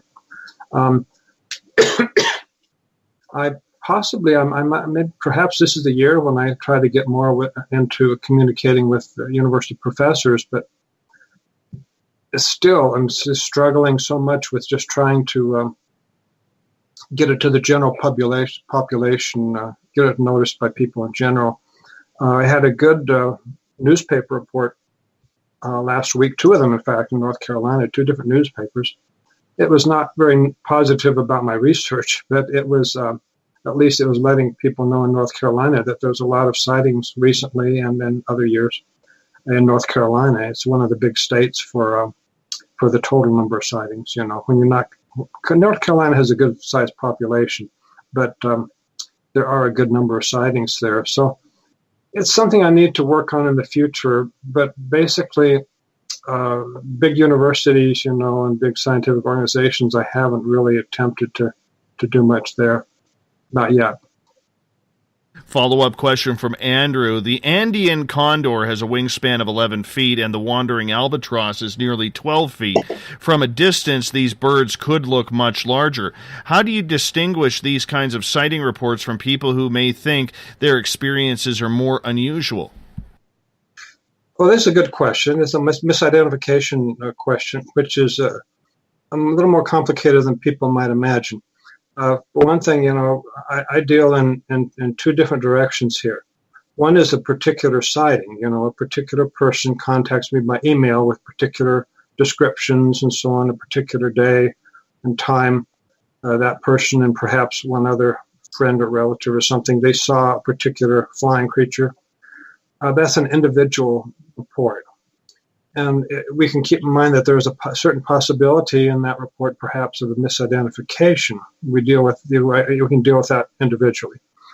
But a totally different issue is the general case where you have all these different sightings, reports of featherless flying creatures that have long tails and a flange at the end of the tail and a head crest. Well, that doesn't fit very well with any bird.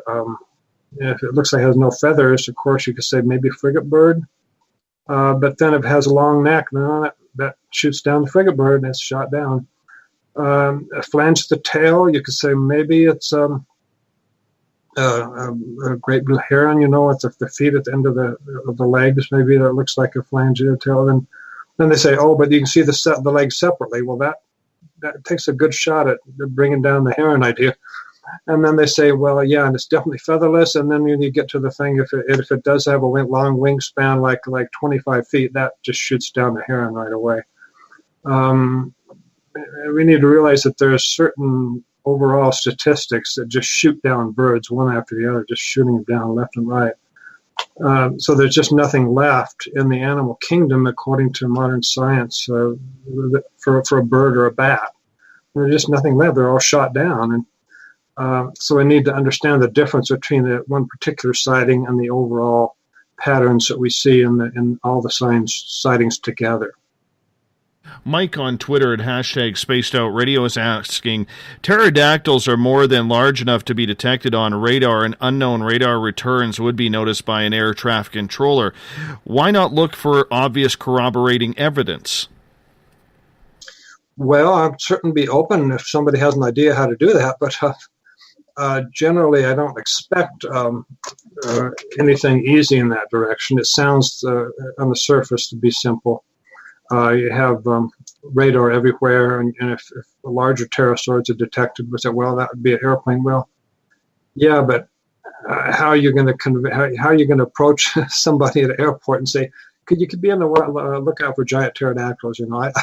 I know this situation because I deal with it occasionally when I have to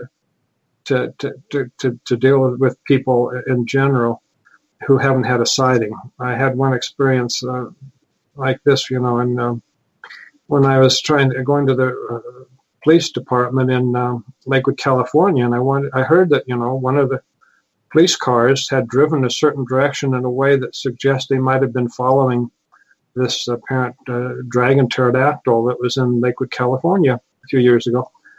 And when I got there, I realized I got my number picked up so I could wait in line to talk to one of the police officers. And I realized, what am I going to say? That doesn't sound totally crazy. It's just a difficult situation in our culture to work with police or with people in universities or airport towers and so on in that way, because it's just, even though there's a lot of sightings, it's only a small percentage of Americans who've seen one themselves, and another very small percentage of Americans who've become aware of this. What I'm trying to do mainly is letting the general public be aware that we have some unusual compilations of sightings of apparent pterodactyls.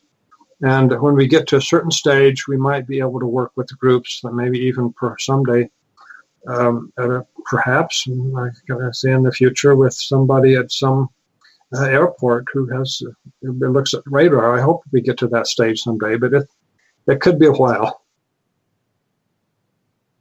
Dennis wants to know if you believe over time that these creatures have become very evolved in their intelligence.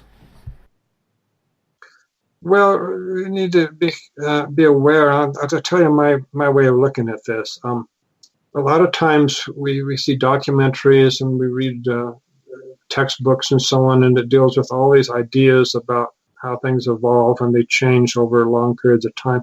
A lot of that is imagination. It gets published, and who's going to contradict it? But I like to deal with more with what we can actually observe. I don't know how you can get a handle on anything really scientific that shows that something happens over a long period of time. Because we're just trying to find out where these things are, what they do, what they eat, what species there are. There's more than one species of living pterosaur. I mean, we can tell from the data the majority of them are rampharinquae, but how they change in intelligence, I really doubt we can get much out of that kind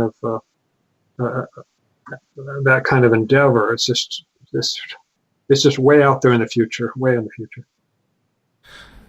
In order for any species to sustain life, it needs to have a breeding population. Do you believe there is a healthy breeding population of these creatures to continue them going, since basically their brethren in the dinosaur world are all extinct? Well, yeah, I think we need to keep in mind there's a big difference between the general and the specific. In other words, as far as I can tell, from my knowledge, I'm not a professional paleontologist by any means, nothing remotely close, but I have more knowledge than the typical guy on the street as far as fossils of pterosaurs are concerned. It appears that most species of pterosaurs are extinct. They're gone. I don't think they're on Earth anymore for different reasons. So they might be different reasons than what scientists would assume, though, and in different time periods. I'm not don't read too much into what I say, but the ones that are still living in different species, they obviously they have to be a breeding population, but we need to realize that let's just take. I know that we're dealing with different countries, Canada and the United States in particular, but in the United States, for example, the country is mostly one of two things: wilderness and semi-wilderness areas. That's what the United States is. The cities and towns are just tiny little specks here and there across the country. I'm looking at a map of the 48 contiguous states right now, and I know from my travels, and I know enough to know that there's huge areas where things can be living. If they're nocturnal, they wouldn't be seen all the time, and if they're thought by the culture of the people to be extinct, then that produces a huge dilemma. How do you report seeing a living pterosaur unless it's to me or one of my associates? We have a dilemma that's really have to do with not the problem of breeding populations of pterosaurs, but it's with breeding, knowledge about these encounters that people have with pterosaurs. There is a lot of people who are critical about the research that you and others do in this field, and there are people out there who are obviously trying to debunk any type of merit that your research has. How do you deal with critics when they come at you without even talking to you? Yeah, they rarely contact me directly. It's usually just something that they write, and we have different examples. I don't want to get people going out to looking at these sites, but there are quite a few of them now, and unfortunately they're not scientific. In other words, we need to remember that scientists are human. Even a professional paleontologist, when they're doing things in ordinary life, they're not dealing in scientific method. You don't get in your car and wait for some scientific proof that it's going to work before you try to start the engine. You just work by a habit, and you start your car and you drive away, and you deal with your normal life in non-scientific ways. Well, when a paleontologist learns about my work, they learn about a tiny piece of it. I've been spending over 10,000 hours, way over 10,000 hours in this research over the last 15 years. And they'll see just a little something somewhere, or maybe a student will contact a paleontologist at university, and they'll get just a little bit of information. They'll say, "Oh, a crackpot."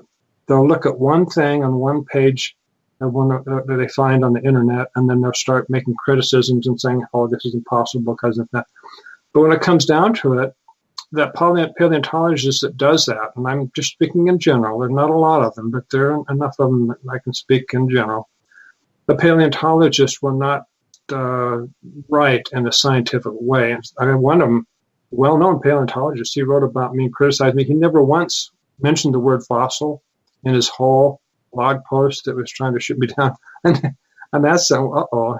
He didn't mention he's a paleontologist, and he didn't use the word fossil in the whole page. But he mentioned a bathroom language when he referred to my writings. But this is not scientific.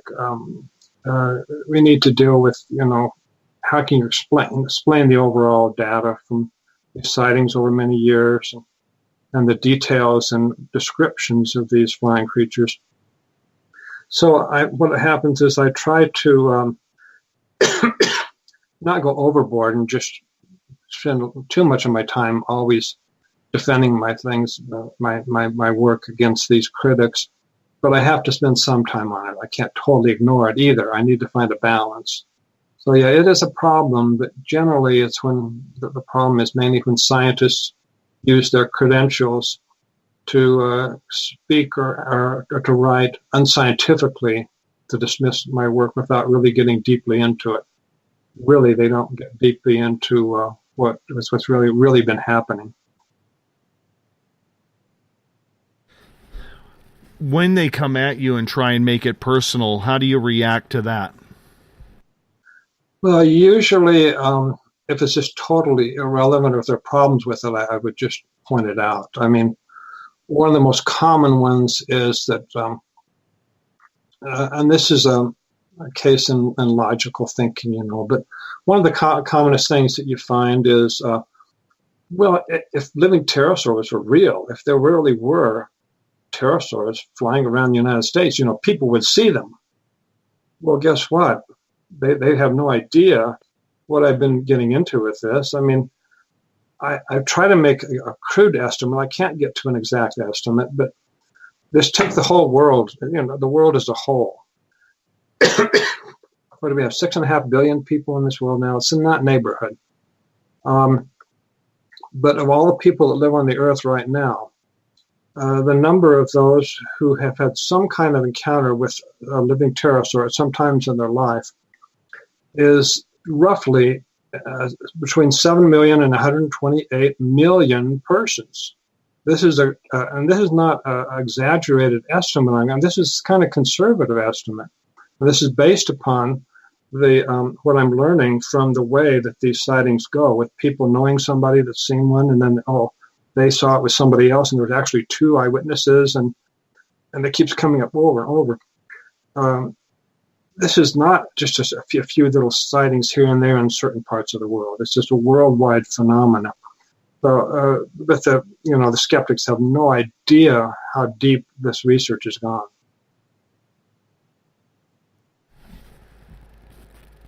Have you had anybody ever report skeletons, a nest, or scat around, that looked a little bit strange, to try and find some sort of living conditions for this creature?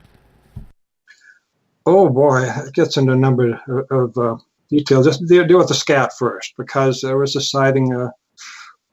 I investigated this, if I recall right, don't hold me to it, but I think it was around the middle of 2012, and I continued that investigation for this particular location in Lakewood, California, until well into 2013, as I recall. That was Lakewood, California, and the sighting, this lady saw what she called a dragon pterodactyl.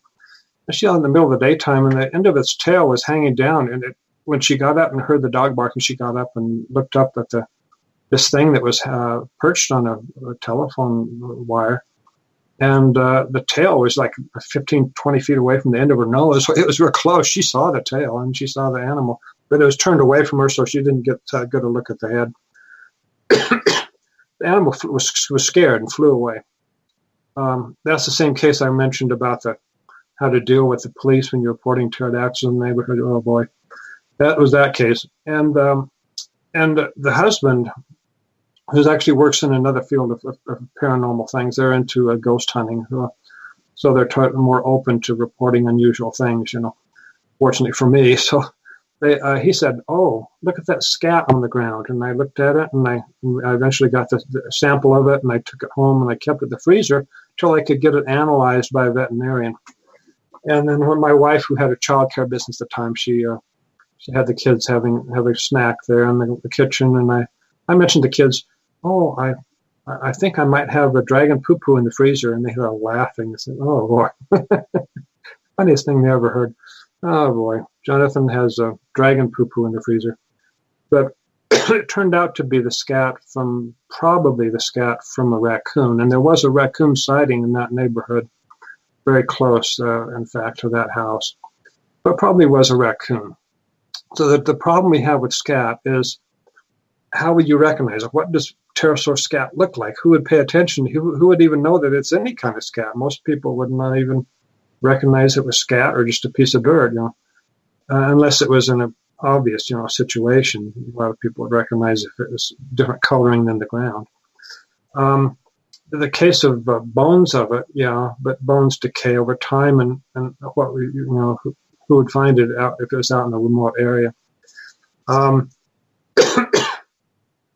The thing with getting an actual capture one that people assume it's never happened. Well, nobody's ever, I get this sometimes, nobody's ever captured a living pterosaur. If they were real, somebody would have captured one. Where do you get the idea that nobody's captured a pterosaur? Where does that come from? Has anybody in the world ever traveled all over the world their whole life, interviewing every human being that ever lived to see if they can capture a pterosaur? It's just an assumption.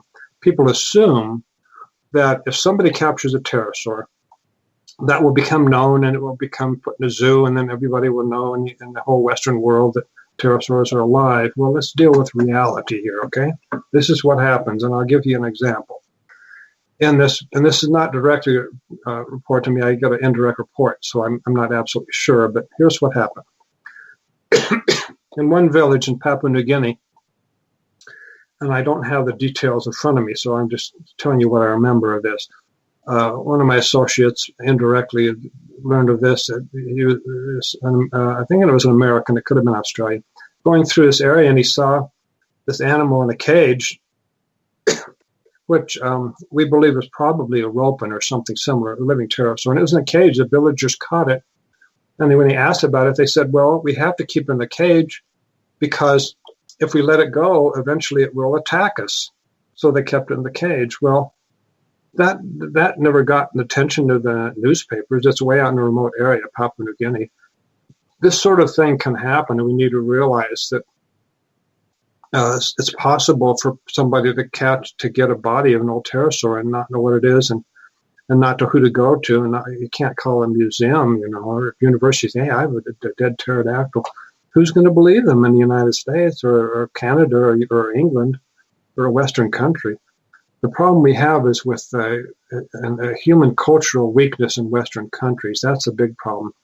It's not that the lack of anybody ever capturing one or ever finding a dead body. I want to ask you about its habitat. Do we look in mountainous areas with caves, or maybe near the ocean? Or are we looking in the forests where a lot of people believe the thunderbirds are hiding out in the dense forests of North America? Where do you think these are located?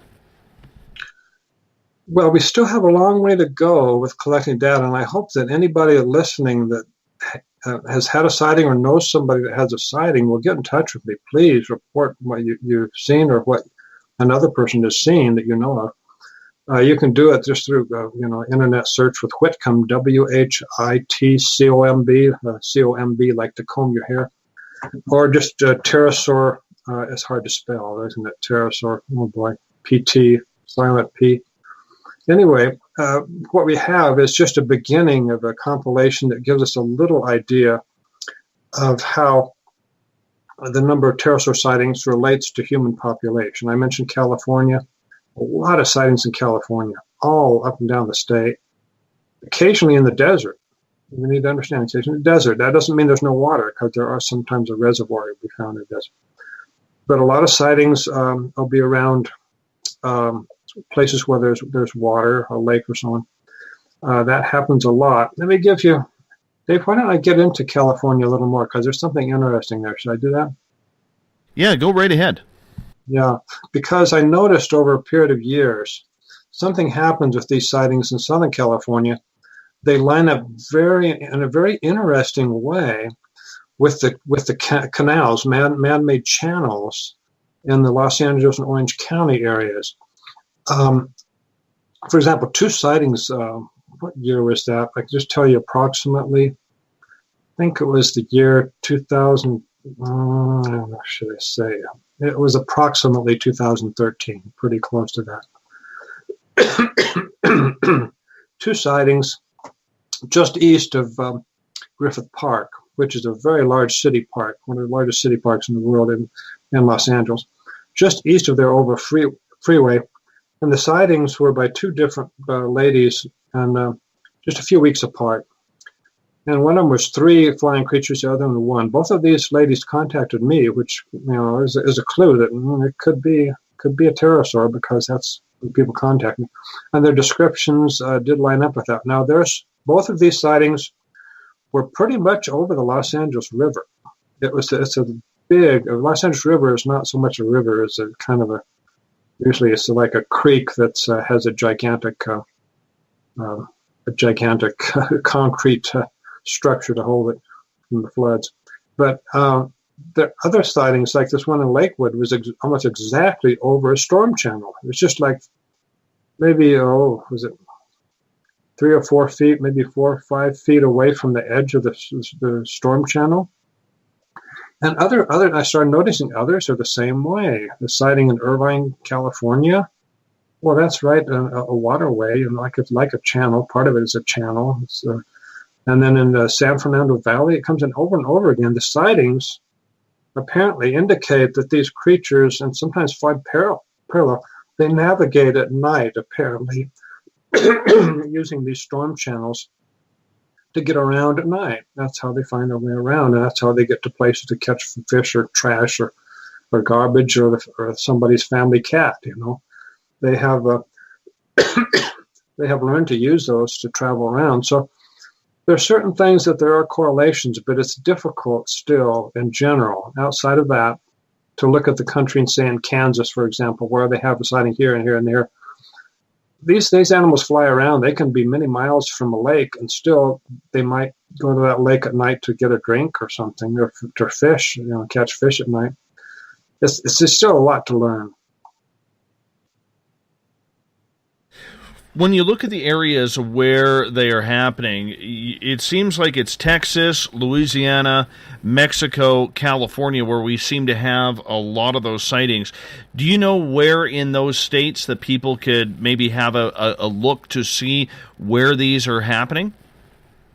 Well, if there's anybody from Los Angeles, you're really serious about this, you want to see a living pterodactyl, I would suggest maybe try to, if you're sure you're safe from humans, because not all humans are safe at night, in certain areas of Los Angeles. But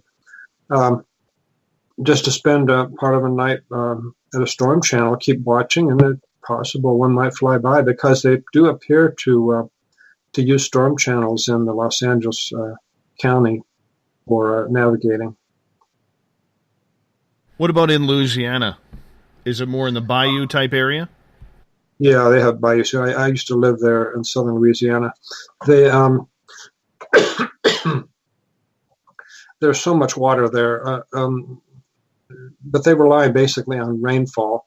So there might be no connection with the swamp and the farm that's right next to it, because they rely on rainfall rather than water from the swamp. But anyway, what you have is vast areas of excuse me, let me get a drink of water here. Sure, not a problem. It is that time of year where the scratchy throat comes into play. So let's example of, because I know the area around New Orleans, just between Baton Rouge and New Orleans, close to New Orleans, is the swamp. it's so dense and large that people say that if you ever go in there, you'll never come out. You'll get lost and you'll never come out. But the highway goes right straight through it, so people think, oh, there's nothing big deal about it. But you just don't wander in there because you get lost and you won't know where you are. There's plenty of places for a nocturnal animal to live. It's incredible. I'll tell you what happened once when I was investigating these two sighting reports in Griffith Park in Los Angeles, and I just drove out there and I went to a small part of the city there, not too far from downtown Los Angeles, in which you had a enclosed little area. It looks like a park, but it wasn't really a park. It was a little area that was used by the city water department or something. Anyway, it had a little pond there. And as I looked through the chain link fence up there, I said, well, what got my attention was the people that were walking by. These are probably people that live around there. There's apartments all around it. Here's what I found. That the people were walking by in that city, little area, none of them were looking in through the chain link fence into that area. They were just looking ahead and walking around. If there had been a pterodactyl sleeping right in open view by that little pond, it's possible all day it could be sleeping there and nobody would see it. Unless it's me, of course, because I'm looking everywhere. Because nobody pays attention. They know what that thing is. It's just a little enclosed area where there's a pond of water. And, people just take it for granted that if they're pterosaurs, we'd see them. But I went so far as to, here's what can happen. And I wrote about this in one of the books, I think, Searching for Ropens and Finding God. I think it was in that book where I wrote, it's possible for a person in Los Angeles living in an apartment right there to be taking a shower with the window open and on the patio on the second floor, for a pterosaur to fly right in and just walk into his bedroom and go in the closet and just wrap himself around, just take a nap in the closet of this man that's taking a shower in his apartment. And the man would get up, he'd already have his clothing all ready for him, so he wouldn't need to go to the closet. He'd just put on his clothes, go right past the closet that had a pterodactyl and leave his apartment, never know that there was pterodactyl in his, I know it sounds ridiculous, never know that there was a pterodactyl in his closet. It's not likely that would happen, of course. I'm not saying that in that way, but just a sense that people assume that if they're pterodactyls, that everybody has seen them and it would become known and it would be accepted. Well, it's people basically, they don't pay attention to what's around them. They don't have to pay attention. In British Columbia, you mentioned that up north, way north of me, that there is a First Nations reservation that is actually quite petrified of this creature. Oh, they're terrified. It's I have the book in front of me here, Bird from Hell. I have the second edition, but I think the author Gerald McIsaac has written the third edition, maybe possibly the fourth. But it's fascinating the things he has in here about this particular part of British Columbia. I can give you some examples. So what's happened there? It's called the title is Bird from Hell, but I think some of the people that live there might call it the devil bird or something like that. But in fact, I'm pretty sure they do call it the devil bird. But it does match descriptions of a pterosaur, a large pterosaur, and it does attack people, apparently. Now, there's an exception, which is kind of a reverse case, which is kind of interesting because we learned something from that. Not too many years ago, I don't think it was, there's this girl, an older child or young teenager that was out at night doing something close to home, I think. And she thought that one or two of the boys was teasing her, at nighttime, teasing her, making some noise. So she's the kind of girl that she'd take care of herself, and she charged him to give him a lesson, not to tease her. Turned out it wasn't the boys, it was the devil bird. She stopped short, of course, and was shocked. The devil bird was even more shocked, and it just took off flying away, thinking it was being attacked. And before it did so, though, or as it got up in the air, perhaps, it ejected a kind of a mist, perhaps in the mouth or something from the head. It ejected this mist that she thought looked like smoke. All right, some of us know what that is. It's not smoke, of course. It might relate to ancient legends about fire-breathing dragons, but it's not really smoke, and it's not literally fire. It can be used for self-defense, but it also is probably used as a way to subject prey, somewhat similar to how a venomous snake would subject a prey before trying to swallow it, like a rattlesnake biting a rat and then waiting for the rat to die and then swallowing it.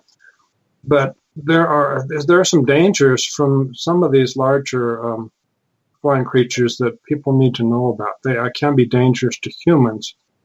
That girl was just lucky that she was so aggressive in her actions that it just scared the animal totally out of any idea of attack. It just wanted to escape and save itself.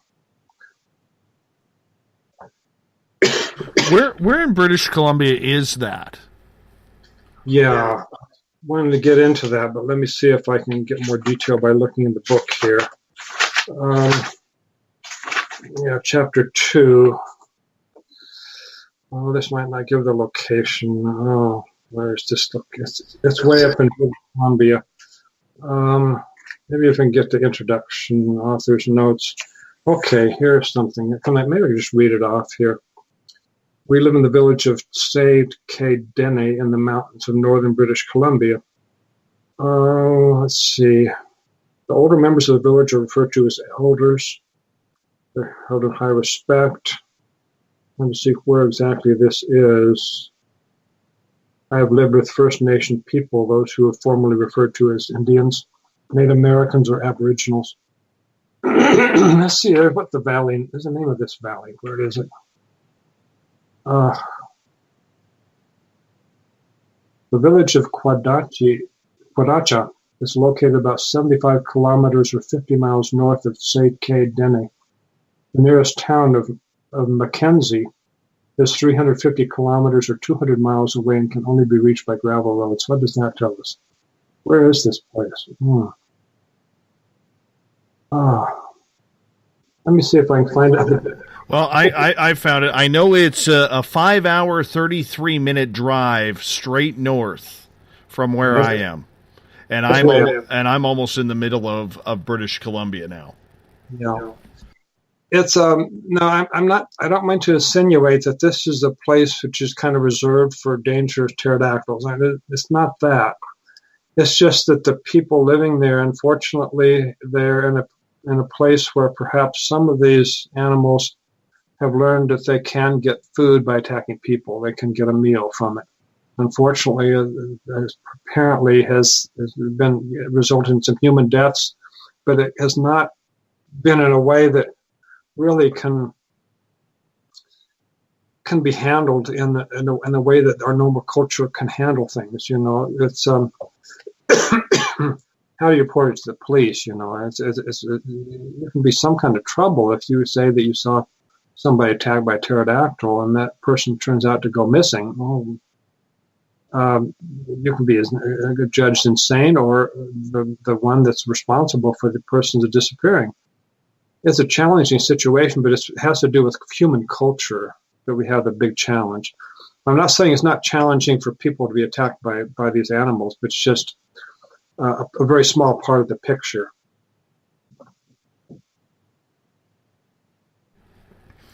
Do we see this animal being more daytime or nocturnal, as we got about 2.5 minutes before we have to go to our final break of the night? Yeah, good question. I'll tell you the statistics, but beware, before I tell you the numbers, don't read too much into this on the surface, okay? Because people are not nocturnal creatures. We do not see well at night. We don't, compared to owls, for example. We do not see well at night, so we wouldn't expect the people to see a lot at nighttime. But here's what happens. From the 128 sightings, 38% report it's definitely daytime, daylight, positively daylight. That's 38%, which think, wow, these are daytime animals. And only 23% are positively nighttime. Some of them don't report the time of day, and some of them are twilight. There's a good number in twilight, in fact, which also correlates with what's coming up here. Okay? 23% at night. That's when people don't see well. That's very, very significant. More significant than 38% daylight settings. So in other words, these particular two numbers tell me that these are nocturnal animals.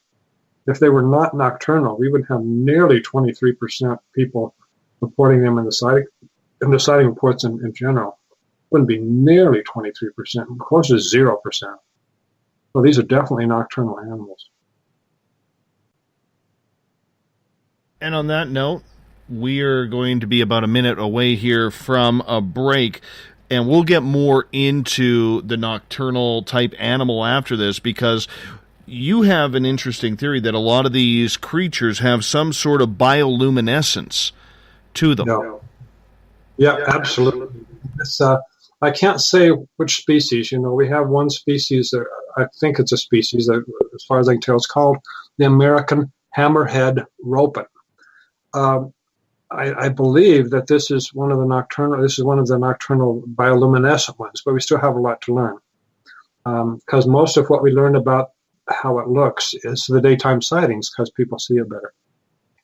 But yeah, some of them glow. We believe that this is related to the ancient legends about fire-breathing dragons, and there's more to that, because we can go into that a little later. But there is apparently indications of a bioluminescence that seems to be under the control of the animals. In other words, intrinsic bioluminescence, not something they pick up from some bioluminescent.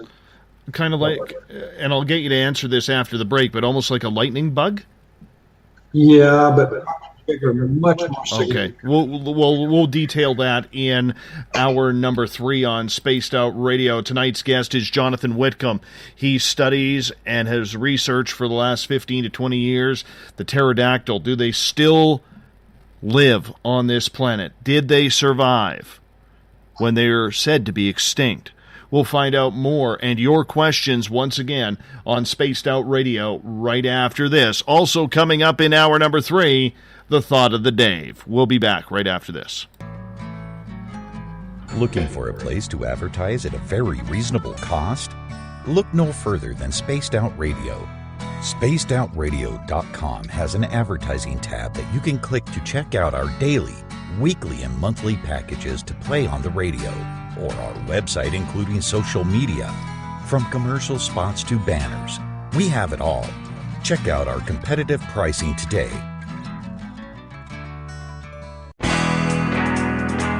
There's stories, then there's the truth. Do any of us really trust the news anymore? This is Jamie Sexton, owner of Rebel Planet News. The third Thursday of every month, I appear on SpacedOutRadio.com to bring you the truth you deserve, without mainstream media lies or alternative media fear-mongering. We'll get to the heart of the story and deliver the truth you are seeking. So come join us here for the Rebel Planet at SpacedOutRadio.com.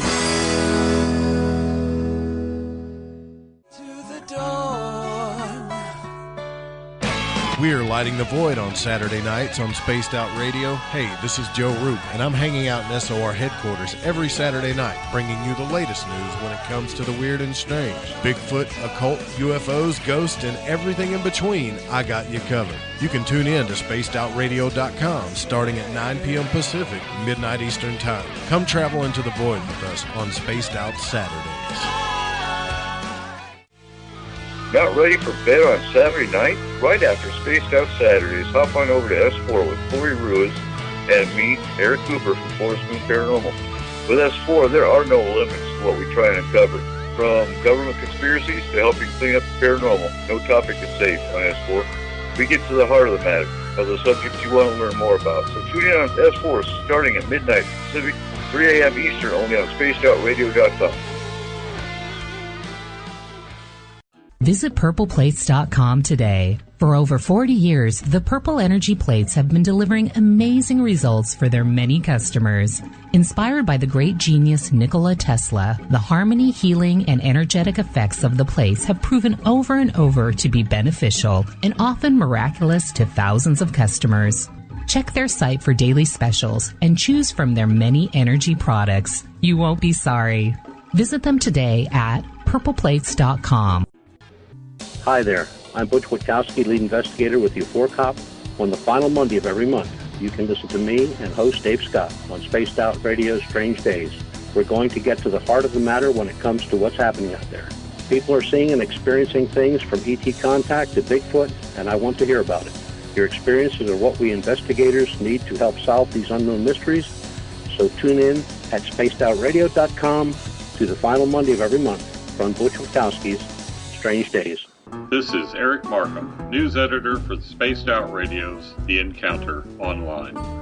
We have put together a great team of writers and journalists from all over the world to bring you top-quality paranormal stories. From alien encounters to the latest conspiracies, you won't find any of that fake news here. True stories and top-notch reporting as we look to bring these experiences to the mainstream. The Encounter Online, only at spacedoutradio.com. Do you want to know the truth? Do UFOs exist? Are aliens real? Are the governments hiding the biggest secret in history? We're UFO seekers, and we're on a hunt for the truth. Subscribe to our YouTube channel and follow along with us as we journey across the United States, visiting UFO hotspots and alien hotspots, trying to document the UFO phenomenon. Catch us on Spaced Out Radio every third Monday of the month as we discuss Area 51, UFOs, and more. And also, don't forget to subscribe to us on YouTube. Become more intimate and interactive with Spaced Out Radio. Join our Space Travelers Club with your new membership. For $5 a month, we'll provide you with special access to the website, monthly prize draws from books to psychic readings, along with monthly newsletter, private interviews, and more. Sign up today to be part of Spaced Out Radio's experience. Don't have time to listen to Spaced Out Radio live? Wherever you are, the car, the office, the shower, or even if you're traveling, we're right here for you. Each Spaced Out Radio show can be found on iTunes, TuneIn, and on our YouTube channel, Spaced Out Radio Show. It's the perfect way for you to catch up on our shows. For more information, just head over to our website, spacedoutradio.com, and tune in to us today. There's a lot of strange going on in this world, and we can help you find out what's going on with you. Paranormal, cryptids, UFOs in the sky, aliens in your bedroom tickling your toes. We have the investigators you need to find out the answers you deserve. All you have to do is head to spacedoutradio.com. Your information is 100% confidential. The SOR Sightlines report. It's free, and we're here to help. You hear footsteps in the empty room above you. A rocking chair begins rocking by itself. Don't be afraid of the things that go bump in the night. Reach for Spirit Storybox, the iPhone app the Huffington Post UK called the only ghost hunting app you will ever need. Spirit Storybox. The spirits are telling their stories. It's Cosmic Sundays with me, Elizabeth Anglin, in Cosmic Passport. Let me take you down a 3-hour spiritual journey where we will get into everything from ET contact to Psychic Sundays.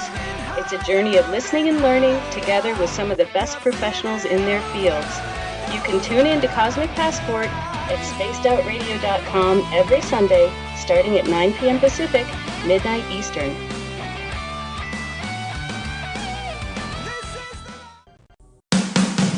The views and opinions expressed by tonight's guest and topic of discussion do not necessarily represent the official policy or position of Spaced Out Radio, Spaced Out Weekend, Spaced Out Radio Limited, its hosts, syndicated carriers, or anyone associated with this broadcast.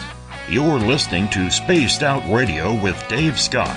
Follow Dave on Twitter at Spaced Out Radio and hashtag Spaced Out Radio, and on Facebook, Spaced Out Radio Show. Now, back to the program. Welcome back to the third and final hour of Spaced Out Radio tonight. I am your host, Dave Scott. Great to have you with us. Tomorrow night on the program, Jennifer Weigel is going to join us from Chicago. We're going to get into spirituality, connecting with those on the other side. Can we all do it? We'll find out tomorrow night, 9 p.m. Pacific, midnight Eastern Time at spacedoutradio.com.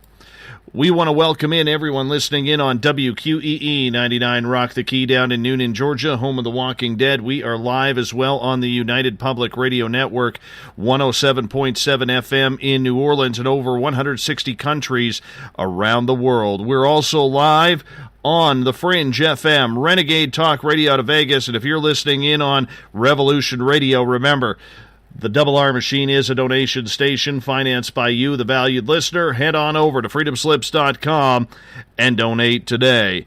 Bill Cardwell has set the password for tonight in the SOR Space Travelers Club. Recalcitrant.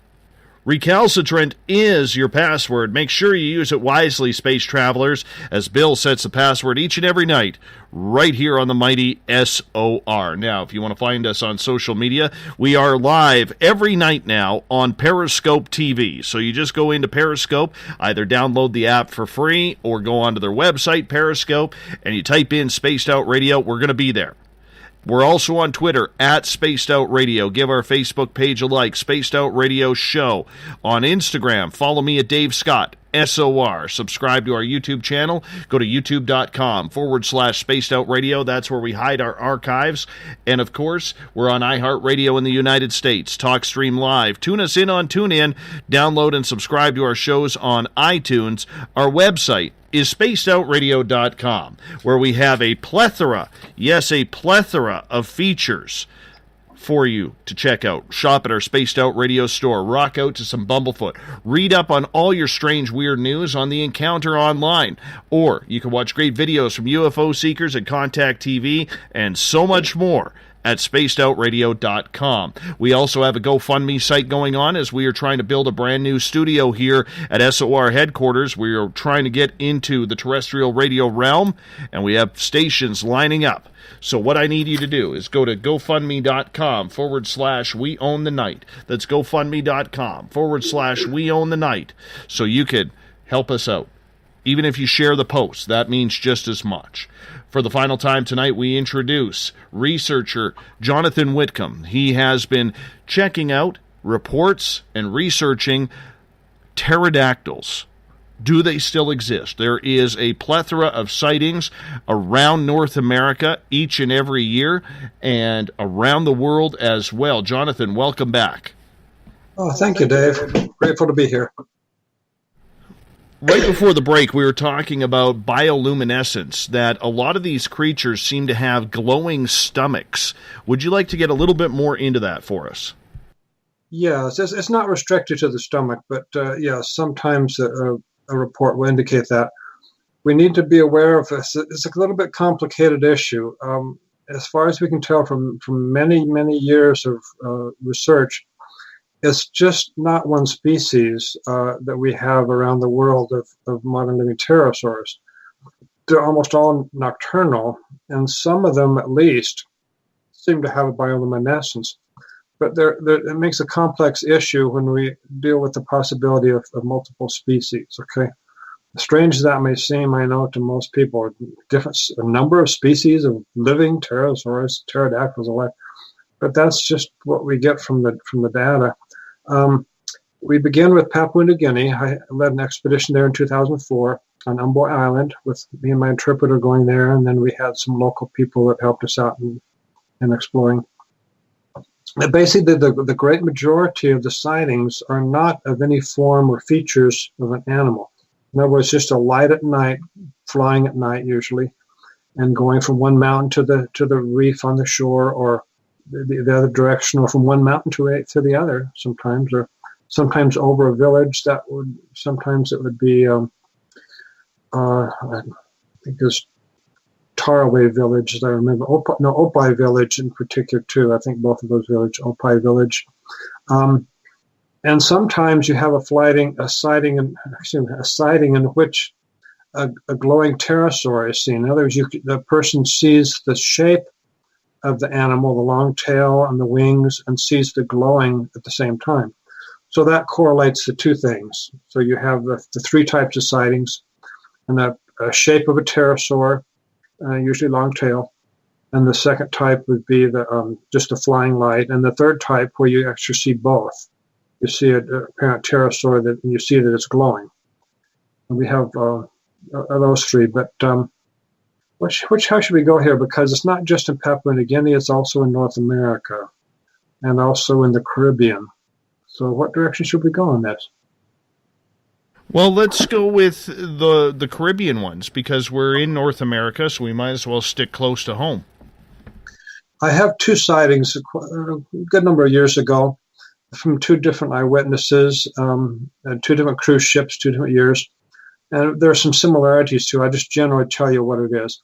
They see a strange flying bird or two strange flying birds that are glowing at night, going back and forth across the ocean.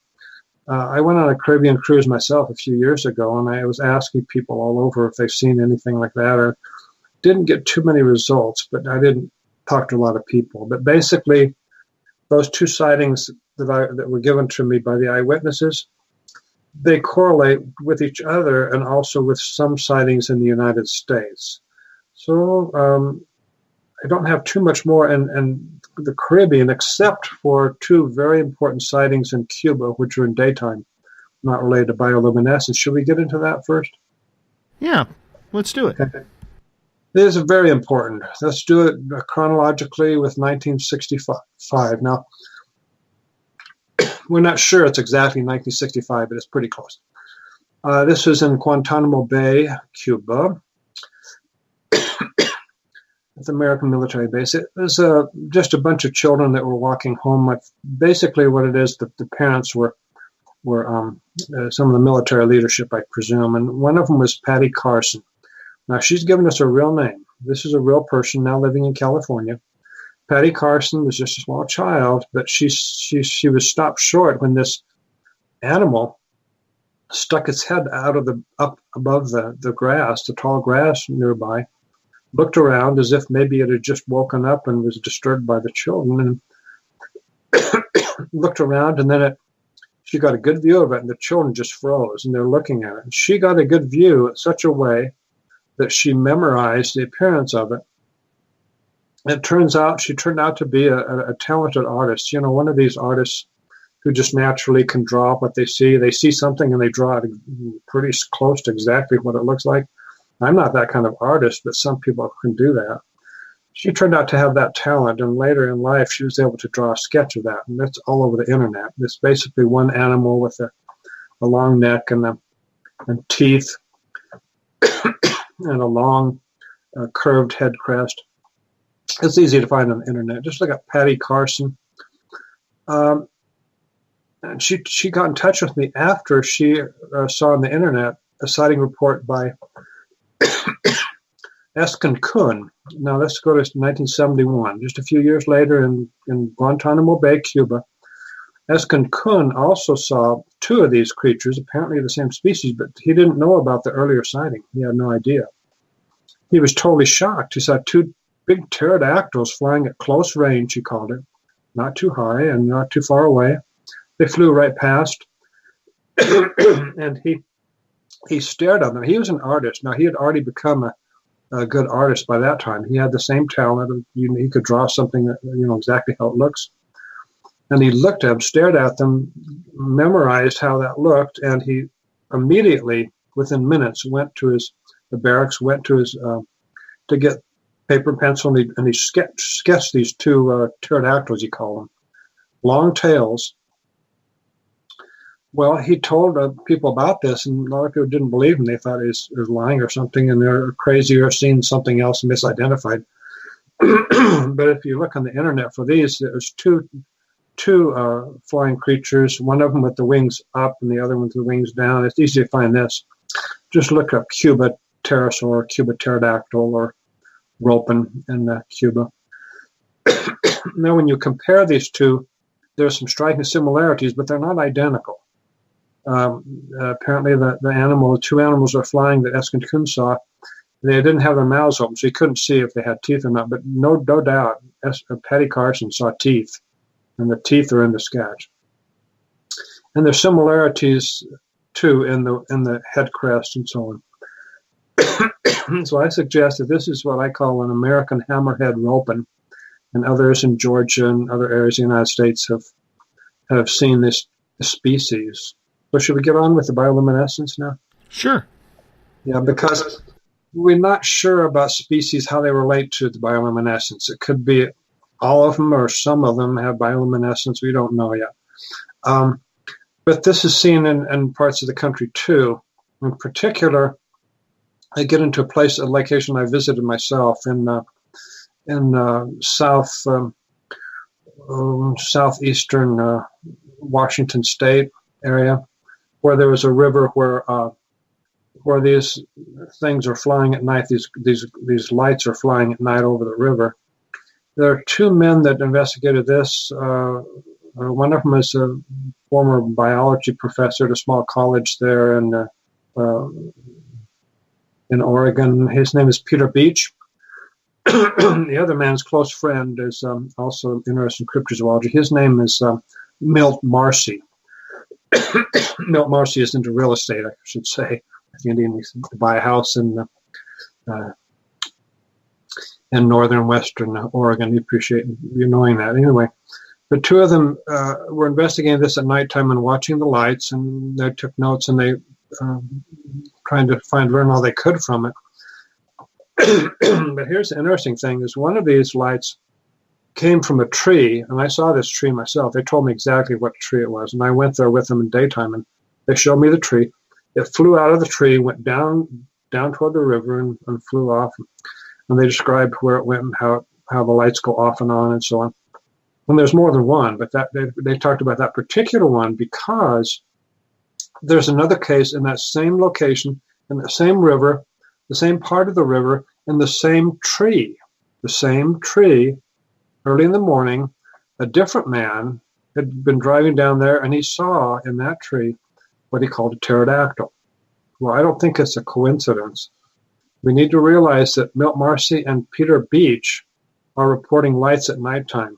They never claimed that they saw a pterodactyl form, or they saw something that looked like a pterodactyl, really. They just believe it might be because of other information they got from other sources, including this source. So that's one case. What do you think about that? It's incredible. It absolutely is incredible.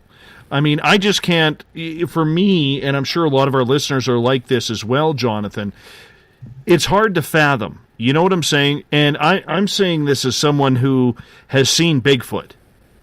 Yeah. You know, but this is just so hard to fathom that people are having these experiences, especially, you know, because let's face it, all of us, I would say the majority of us out there, relate pterodactyls to being part of the whole dinosaur clan and supposedly extinct. So the fact that people are having these sightings today with the bioluminescence happening in what they are witnessing, I mean, it's hard to really fathom that this is happening. Yeah, I know. It's. I'll tell you one thing. I empathize. I know how people feel about this. I spent more time on this probably than any other person on the planet, way over 10,000 hours in the last 15 years, and it's only very recent years that I've starting to get over the shock myself. I can remember just 4 years ago, taking a walk around my neighborhood and thinking, whoa, is it possible a pterodactyl can fly over my head at night? And it's taken me many years to get over the shock and to realize that this is just part of the natural world we live in. There's all kinds of animals, you know. It just takes time culturally because of how we're raised, you know, with these different ideas of extinction and so on. It takes time. So I don't blame anybody for you know, just saying this is, you know, trying to find another explanation, because we do need to look at the possibility of misidentifications, of course. But, you know, we don't have any long-tailed, featherless appearing flying creatures that glow at night that are found in the biology textbooks, you know, for it's just something different. We could say it's paranormal, it's cryptozoology, it's pseudoscience or that thing, but when you analyze the data scientifically, you learn things from science, and it is science when you approach it like that. So I understand it is shocking. Couple questions here, Jonathan, coming up here. This one from John. And he is asking, as much as you find yourself looking at the skies for these creatures, have you ever seen a UFO? Well, I don't think so, but I don't spend a lot of nights like some people do searching the sky. It happens occasionally. We had a sighting here in Utah, just a few miles from where I live now. The sighting was just a few miles from my house here in Utah, just a few months ago, just last year. And my wife and I went together to interview the family because there's a number of eyewitnesses. And I did spend some time on other nights later looking at nighttime, looking up at the skies, and I did see some lights that were unusual flying above. Oh, let me see, what would be that city up there? It's not in Draper, but it's at the foothills of the mountains that are just. Trying to remember. I think it's Sandy, Utah. It's right at that area of the foothills of the Wasatch Range of the mountains there in Salt Lake Valley.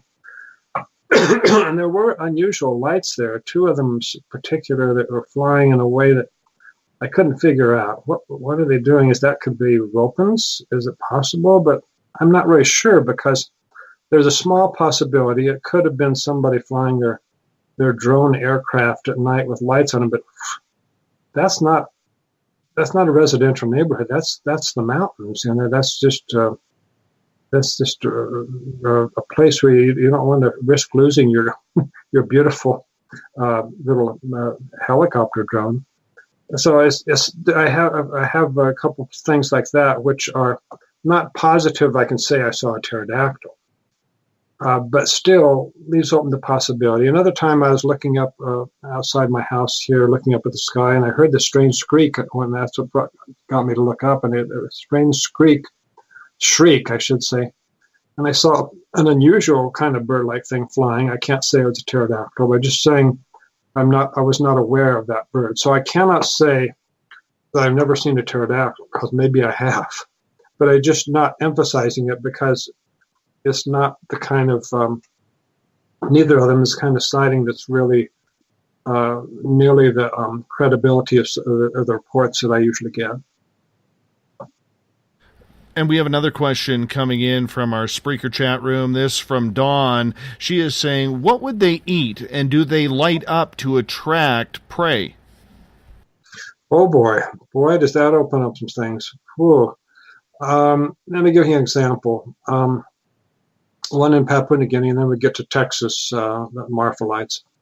In Papua New Guinea, apparently they use the bioluminescence to catch fish at night. But also we know from getting from the natives and also from my associates who found the giant clam shells up inland, away from the beach, up where apparently the Ropen of that Humboldt Island takes them up there, and it might use bioluminescence to hunt to get those clams. So it's nocturnal. It goes out there at night. So the light is useful in more than one way. It's also, I believe, it's used for navigating. There's a particular tree, this one tree in the end of this peninsula on the north side of Humboldt Island, where the native say that the Ropen flies there, probably from one of the mountains, perhaps Mount Botic or Mount Swal, which is nearby, Mount Swal and Mount Botic.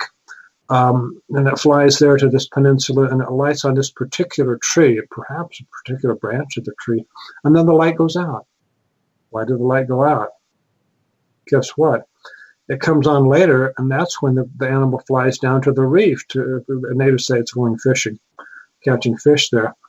But this particular species, that's the Ropen of Humboldt Island, it emits a very bright glow, but it only lasts for about, I think, around a range of, if I remember right, about 6 seconds, in that general range. And then it'll go out, and it'll take a while for it to come back. But when it's on, it is very bright. Apparently, it's either it has to do with the species or the particular habit of this particular animal of the species, that it uses a lot of energy to produce the secretions necessary to produce the light that is all over its body and much of the body, and that creates a very bright light, but then the secretion is used up and it has to replenish it over a period of, I don't know, is it minutes or I don't know how long it takes, but then it has to replenish that before it can have another bright flash. So should we move on to Texas? Sure, we can move on to Texas, and then I have a couple questions coming from our chat rooms for you. Yeah, in Texas, the Marfa-lights, we need to understand that the Marfa-lights have been studied by a scientist, James Bunnell, who used to, many years ago, decades ago, work in the space program that involved putting men on the moon. But he was working for years and investigating that. He's found that the true mysterious lights, the Marfa-lights that are just absolutely not car headlights, those only come every few weeks, that's just a few times a year, and they can be found in certain areas. I believe that they're, from the patterns that some of them and the way that they come back, it's a deep question. This is a deep subject. We can only just briefly cover this, but what I believe is sometimes these are intelligent flying creatures. I believe are probably related to the Ropen, but I don't know for sure. Probably some related. They're bioluminescence. They use that to attract insects, and then when the insects are attracted to the area where the animals are glowing, the bats there, which let me think, I know the bat there in Texas, that part of Texas, it would be the big brown bat. That's it. Pterodactyl fuscus, if I remember the scientific name. The big brown bat, it'll be attracted to those insects. Then one of the lights will turn off. The other one will continue flying away, turn right back again, and come back to the same location, so that by the time the bats feel comfortable at being in that location with the insects, they'll think that the predators are gone because the light's gone, and they'll start gathering there. And then that one, then the two of them, actually the two flying predators, will attack the bats and be able to catch at least one or two bats. It's a technique they use for hunting. So you want to go on into something else? No, if you want to continue on with that, that works too. And the way that's correlated is this. Those type of sightings where they have a light that looks like it splits in two and then one flies away and then that one that stays goes out, perhaps or maybe not. And then the light that's gone away would turn around and go 180 degrees, opposite direction, back exactly to where it was before. That kind of thing is usually in warmer weather. Now, Bunnell, Mr. James Bunnell, he's taken the detailed notes on this research for years and years. I mean, his book is incredible, Hunting Marfa-lights. Oh, it was a treasure for me to find this book and analyze it in terms of the possibility of living pterosaurs in this part of Texas. But I found out that this idea came to me, what was going on somehow. I mean, I have to thank God for these things. Sometimes I'm not that intelligent, but the idea came to me that this is what's going on. It's a way to catch bats. But these kind of sightings are in warmer weather. Well, guess what? Warmer weather is when the insects are coming out, getting to lights in Texas in the summer evenings. At nighttime when it's still warm, there are insects out. But that's the kind of behavior you see of the flying lights, the Marfa-lights. That's what they do when it's in warmer weather. You do see them in colder weather, but they don't do the same thing.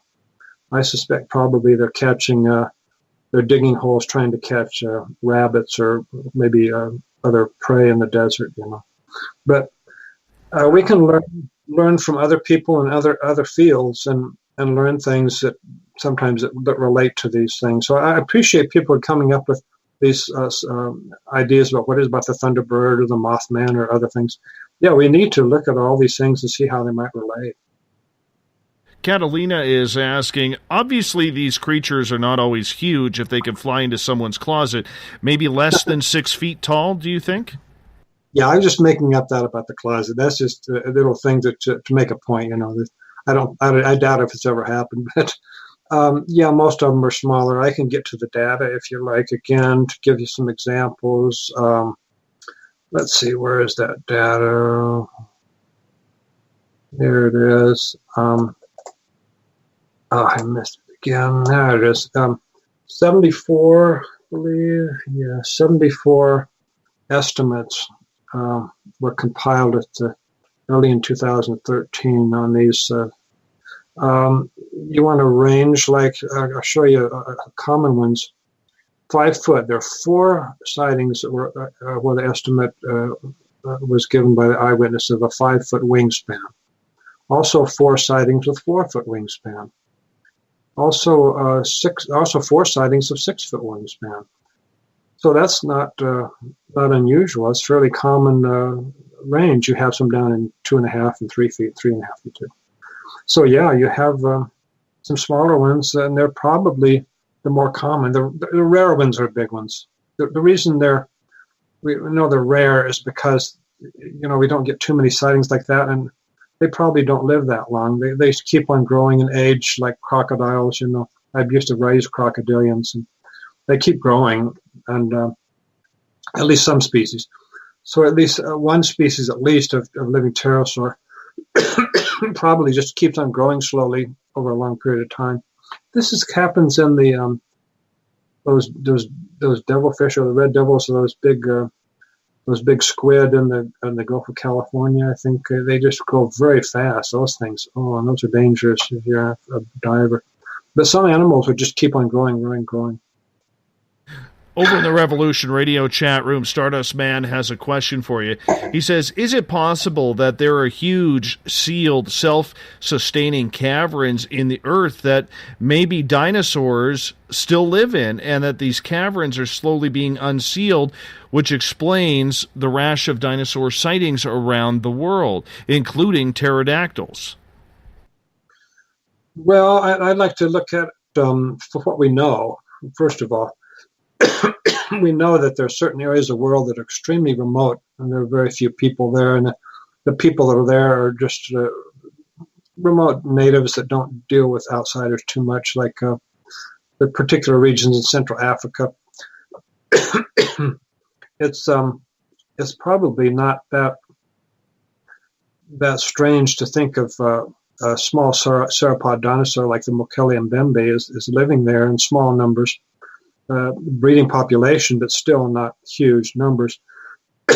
We have to be careful about skepticism. For example, one skeptic said, well, there has to be farmland around that area.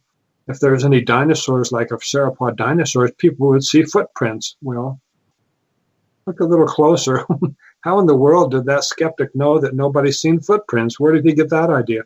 It's based upon a lot of assumptions. We think that, well, if one was alive, it would become discovered by scientists, because scientists are all over the world. But very few scientists look for dinosaurs, and very few of them know what to do if they saw one. They could lose their job, lose their position in the university, be thought of as insane if they report a dinosaur or a pterosaur when they're on an expedition to look for the particular species of rhinoceros in Africa, for example. There are very remote places, and there's lots of places where unusual animals, especially nocturnal animals, where they could live and not be officially discovered. So I don't think we need to delve into, personally, I don't think we need to delve into ideas about strange things in the earth. It's just, the earth is extremely large. We only got about 14 minutes left with you here tonight, and I'm looking at this and saying, the people who are having these types of sightings, are they good people who have had other experiences, whether it's Bigfoot, Dogman? Is there any correlation between where these sightings are happening and where we have Dogman or Bigfoot populations, or even sea monster type populations? That's a deep question too. I don't know hardly anything about.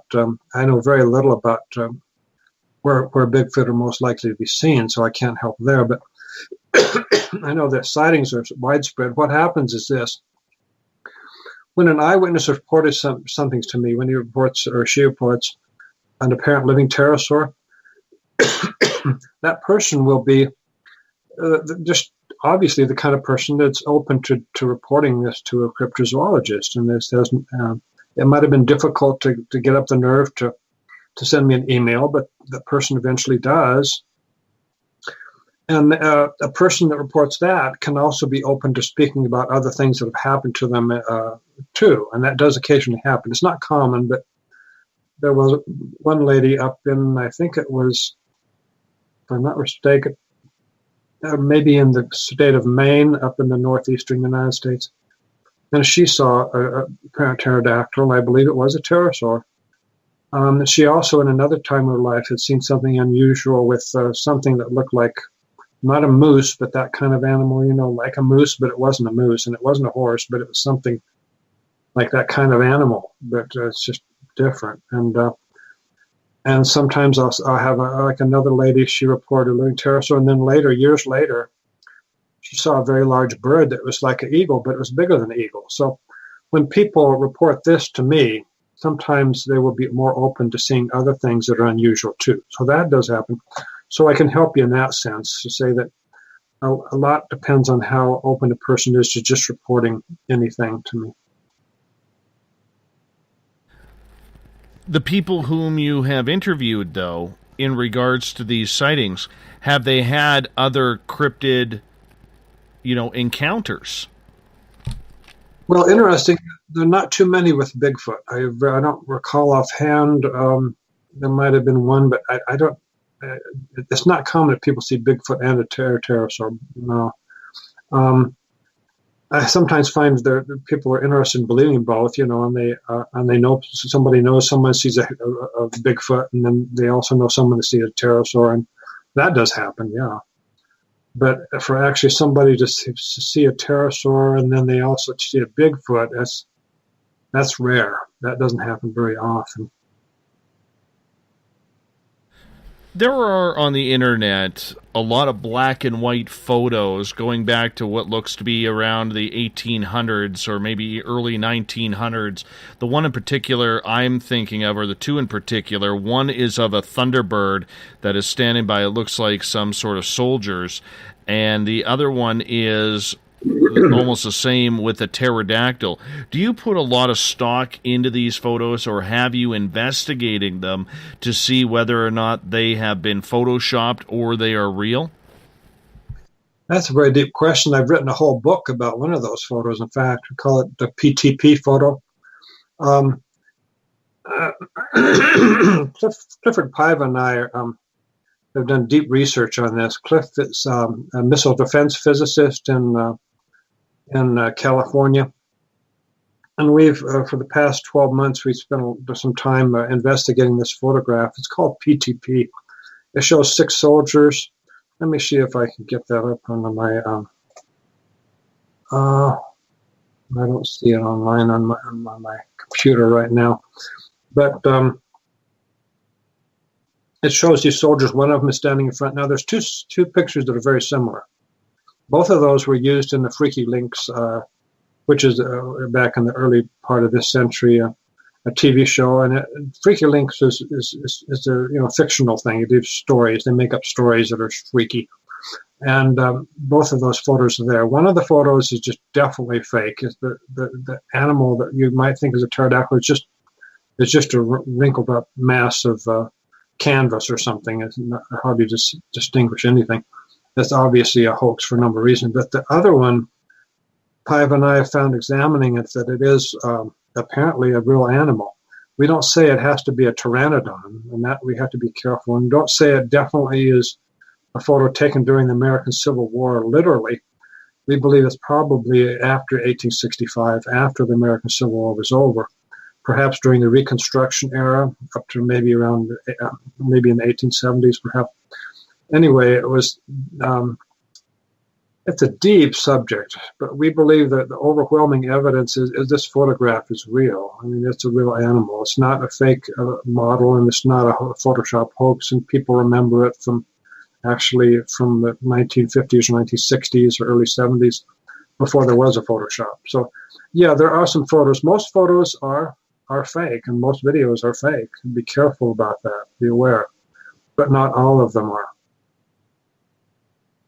How much stock do you put into those, though? Because, I mean, the way the internet has gone over the last, 7-8 years with the increase of CGI and, the way Photoshop has been so well advanced that it is difficult these days to tell what is real from fallacy.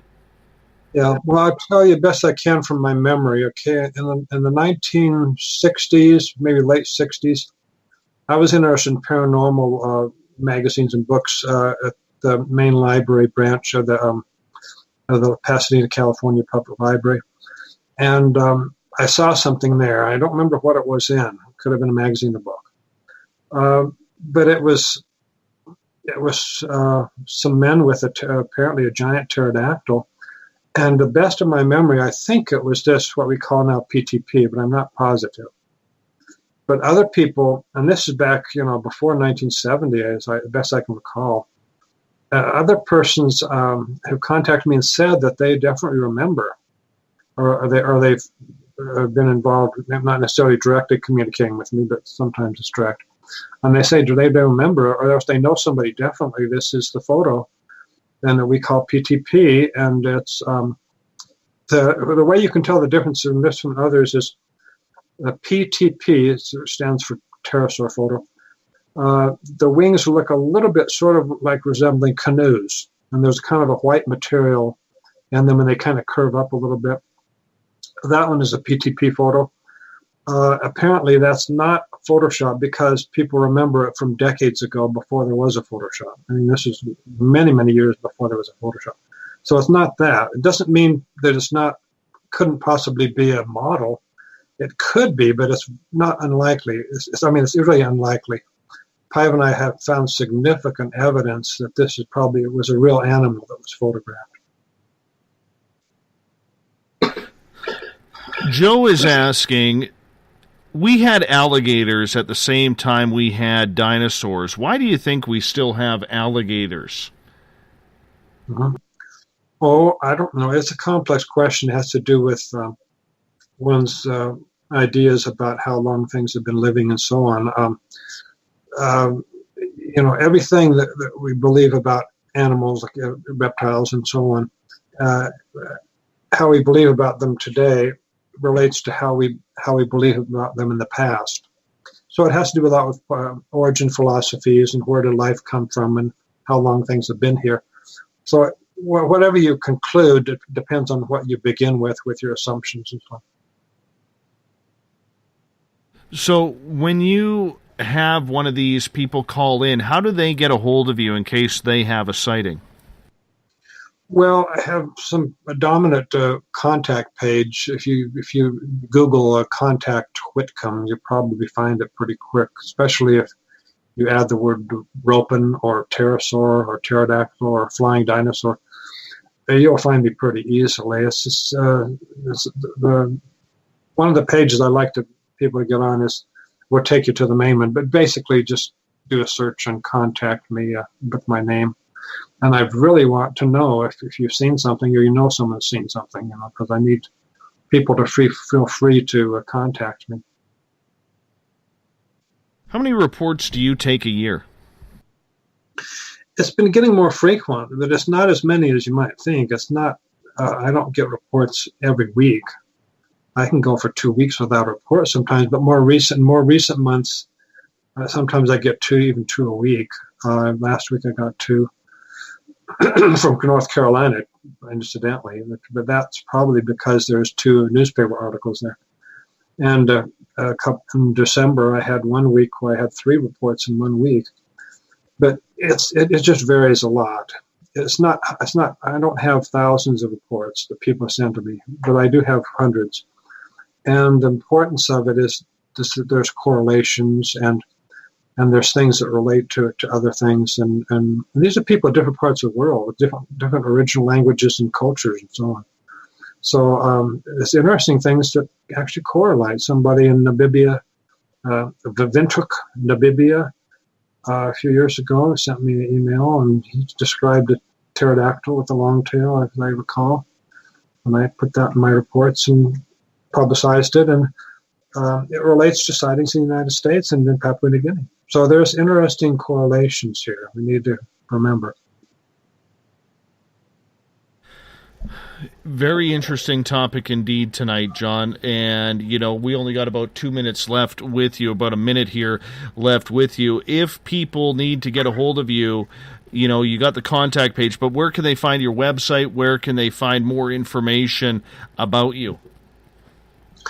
Well, you can, I'll suggest, the easiest one is maybe to search on just ropens.com, ROPENS.com, or there's also Ropen, not plural, but just singular, ROPEN. What is that one? I think it's a US. Well, don't worry about that.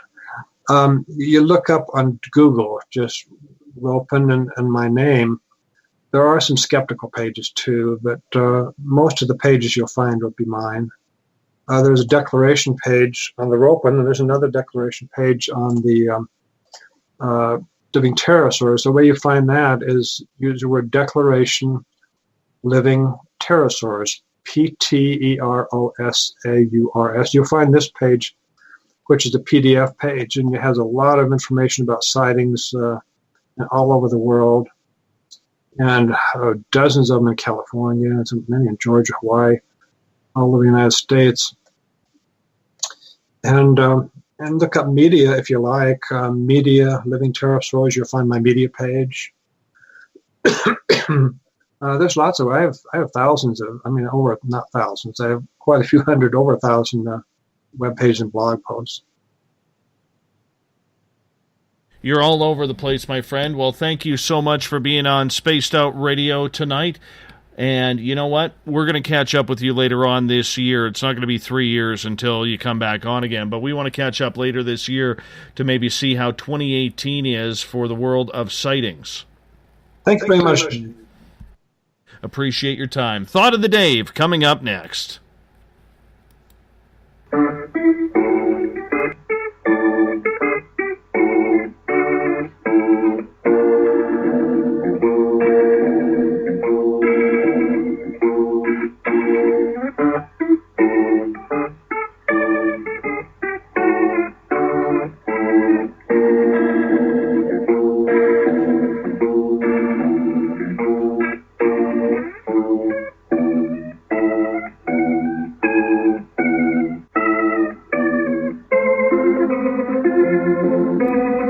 Yes, it's time for the Thought of the Dave once again, as each and every day I put a new question on my Facebook page. It transverses over to Twitter as well.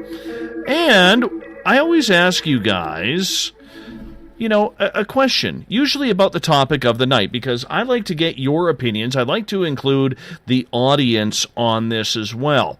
So I'm always very intrigued on whether or not you guys are paying attention, number one, but number two, on whether all of you out there really believe in what the topic of the night is. So today's Thought of the Dave was, we are talking cryptids with Jonathan Whitcomb, who studies real-life pterodactyl sightings. What is the strangest creature you have seen, and tell us about your experience?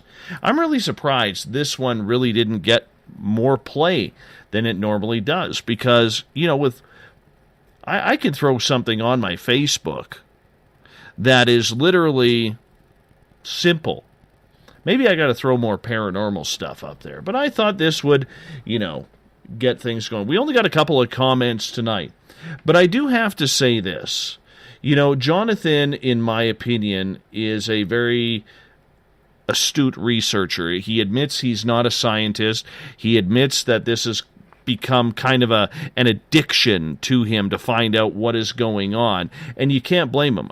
Most of us in this field, even myself, when you go through the experiences you have, or you hook onto something that really intrigues you, you run with it. It becomes very passionate. It becomes very, You're yearning for knowledge is what I'm trying to say here. So when we look at the pterodactyl, I have a hard time believing this one is true. Now, that's just me. You may fall into the same category. You may not. You may believe that it is right there. But the big thing for me that I can't understand is, how does a dinosaur get through 65 million years? But a lot of people, like Joe, will say, well, the alligator did. Other species have. They may not have the size, but they did. So is it possible? I mean, you definitely need a breeding population to make this happen. Maybe it's one of those things where it takes 3 years to hatch an egg, if they lay eggs. I have no idea, right? As someone who has seen Bigfoot, and I've seen 2 of the creatures, I lean on the side and on the professionalism of Jonathan's research. I really do. Even though I may not believe that dinosaurs are still on Earth, I lean on that because he's the one in the trenches trying to find, what's going on. So, on that note, let's get to the thought of the day. Adam says he's seen a 2-headed rattlesnake. Halfway down its body, it had a line like it should have been split in half. It was like it was twisted together towards the tail. As kids, me and my friends were riding our bikes in the Henderson Desert. We were checking a pit known for lizards when we spotted this odd-looking thing in the distance. So, as most kids were, we were 10 feet tall and bulletproof. We went to check it out, and there was about a 2-inch slit that separated the heads, and the body was coiled, and both heads were moving separate directions. He was hunting lizards also. When the right head spotted us, he was able to communicate with the other head and took off away from us way faster than any other snake we've ever seen. Thinking about it later, 1 snake bite is dangerous, but 2 at once would be killer. He probably was about 6 feet long. Nobody would believe us when we told him it was like our own mythical creature. We got about 10 feet from it, so it's no doubt in my mind it was real. Yes, and other 2-headed snakes have been seen around the world as well. I don't know if I would get that close to rattlesnakes. I haven't been that close. If I have seen a rattlesnake, it has been within a cage. Although, I will say this. When I was going through college, one of my television stories that I did, because you broke it down in programs from radio, you did for 3 or 4 weeks, and then you moved over to television. And one of the stories I chose was at this reptile refuge. And I was interviewing the lady who ran this reptile refuge, and one of the shots that we got, I figured, I'm a journalist now, I'm going to be brave. Well, her and I walked inside this cage of a 15-foot albino python. So if you're on Periscope, it's literally about that round. Okay, a couple of my head sizes round. This thing was huge. Well, we had to leave pretty darn quick because it was getting ready to attack. It was not a happy creature that we were in there. I never knew those things hissed so loud. I'd never been that close to a snake. Not a fan of it. I'm going to tell you right now, not a fan of the snakes. They're like gnomes to me. Don't like them. Don't like them. I know they have their purpose. Don't like them. That's just me. All right, Gail comes out and says, she showed a picture. And Gail, a picture is not very good to put on this because I can't show the audience your picture. So shame on you, Gail. Shame. I'm looking at you right now on Periscope, Gail. Shame on you. Anyhow, she took a picture of Jake the Alligator Man. They hold a 75th birthday party for him every year and dress him up on holidays. It's actually pretty interesting when you take the time to study him, although I'm pretty sure a store that sells whoopee cushions next to an alligator man may not be the most serious in the world of cryptozoology. So what this is it's almost like a mummified alligator/human. So the from the waist down, it's in alligator shape, but from the waist up, it's got human arms, a human head, and a human chest. It's kind of weird. Really, really weird. Kevin And you never know when Kevin responds to something, if it's him or his magnificent beard that is actually taking part. So, Kevin, you got to be a little bit more specific about that. He says, working in Pecos, Texas last year, in the parking lot of a hotel, while I was talking on the phone, I glanced into the sky and saw what I thought was a large plastic drop cloth sailing in the wind. After focusing on it, I realized the movement was bird-like, and it had wings that were flapping in rhythmic motion. I then noticed a jet flying close, and when it passed by, it flew under it. This thing was huge. It was at least the size of a small jet. I watched it long enough to know it wasn't trash, opened the camera on my phone and zoomed in on it just as it disappeared. I believe it went high enough to be out of sight, still wondering what it was, like a really big white bird. He has told people the story before. Most think it was an angel. Seeing it all he could think of was a massive white bird. The wing spread was too long for it to be anything that looked like a stingray. Very interesting, Kevin, or Kevin's beard. That's not, I don't know. Maybe you saw a pterodactyl. As Jonathan said, there's a lot of these sightings in the Texas and Louisiana area. Right down the coastline. They seem to like the Gulf of Mexico type area. So maybe that's what you did see. You never know. You absolutely never know. And that's why, people, when we're talking about these topics, we have to try and keep an open mind. So even though you may not believe what is going on or what is being researched, we have to think that there are real people who are having these experiences. The same type of people who are... And Gail is saying, wonder how Dave knows how to pronounce Louisiana. Because I got in trouble from one of my guests a couple of years ago. That's how. Because I was pronouncing it Louisiana. And he's like, no, Louisiana. Okay, so there we go. That's how I learned. New Orleans, Louisiana. Got to go there one day. Anyhow, that's for you, Gail and Gloria. Anyhow, where was I? Oh, about the creatures. Okay. So even though as much as I may not believe, and many of you may not believe, whether or not there are pterodactyls still flying around, we do have to give some merit to the experience. If it was one or two people who had seen this, I don't know if we would be dealing with this creature at all. However, it seems like there's more than 100 reports a year that Jonathan's getting or hearing about.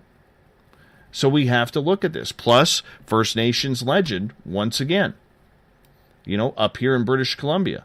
I mean, there's a lot of remote areas. And when he was talking about Gerald McIsaac seeing the Ropens up here in British Columbia 5.5 hours north of me, that's pretty desolate area up there.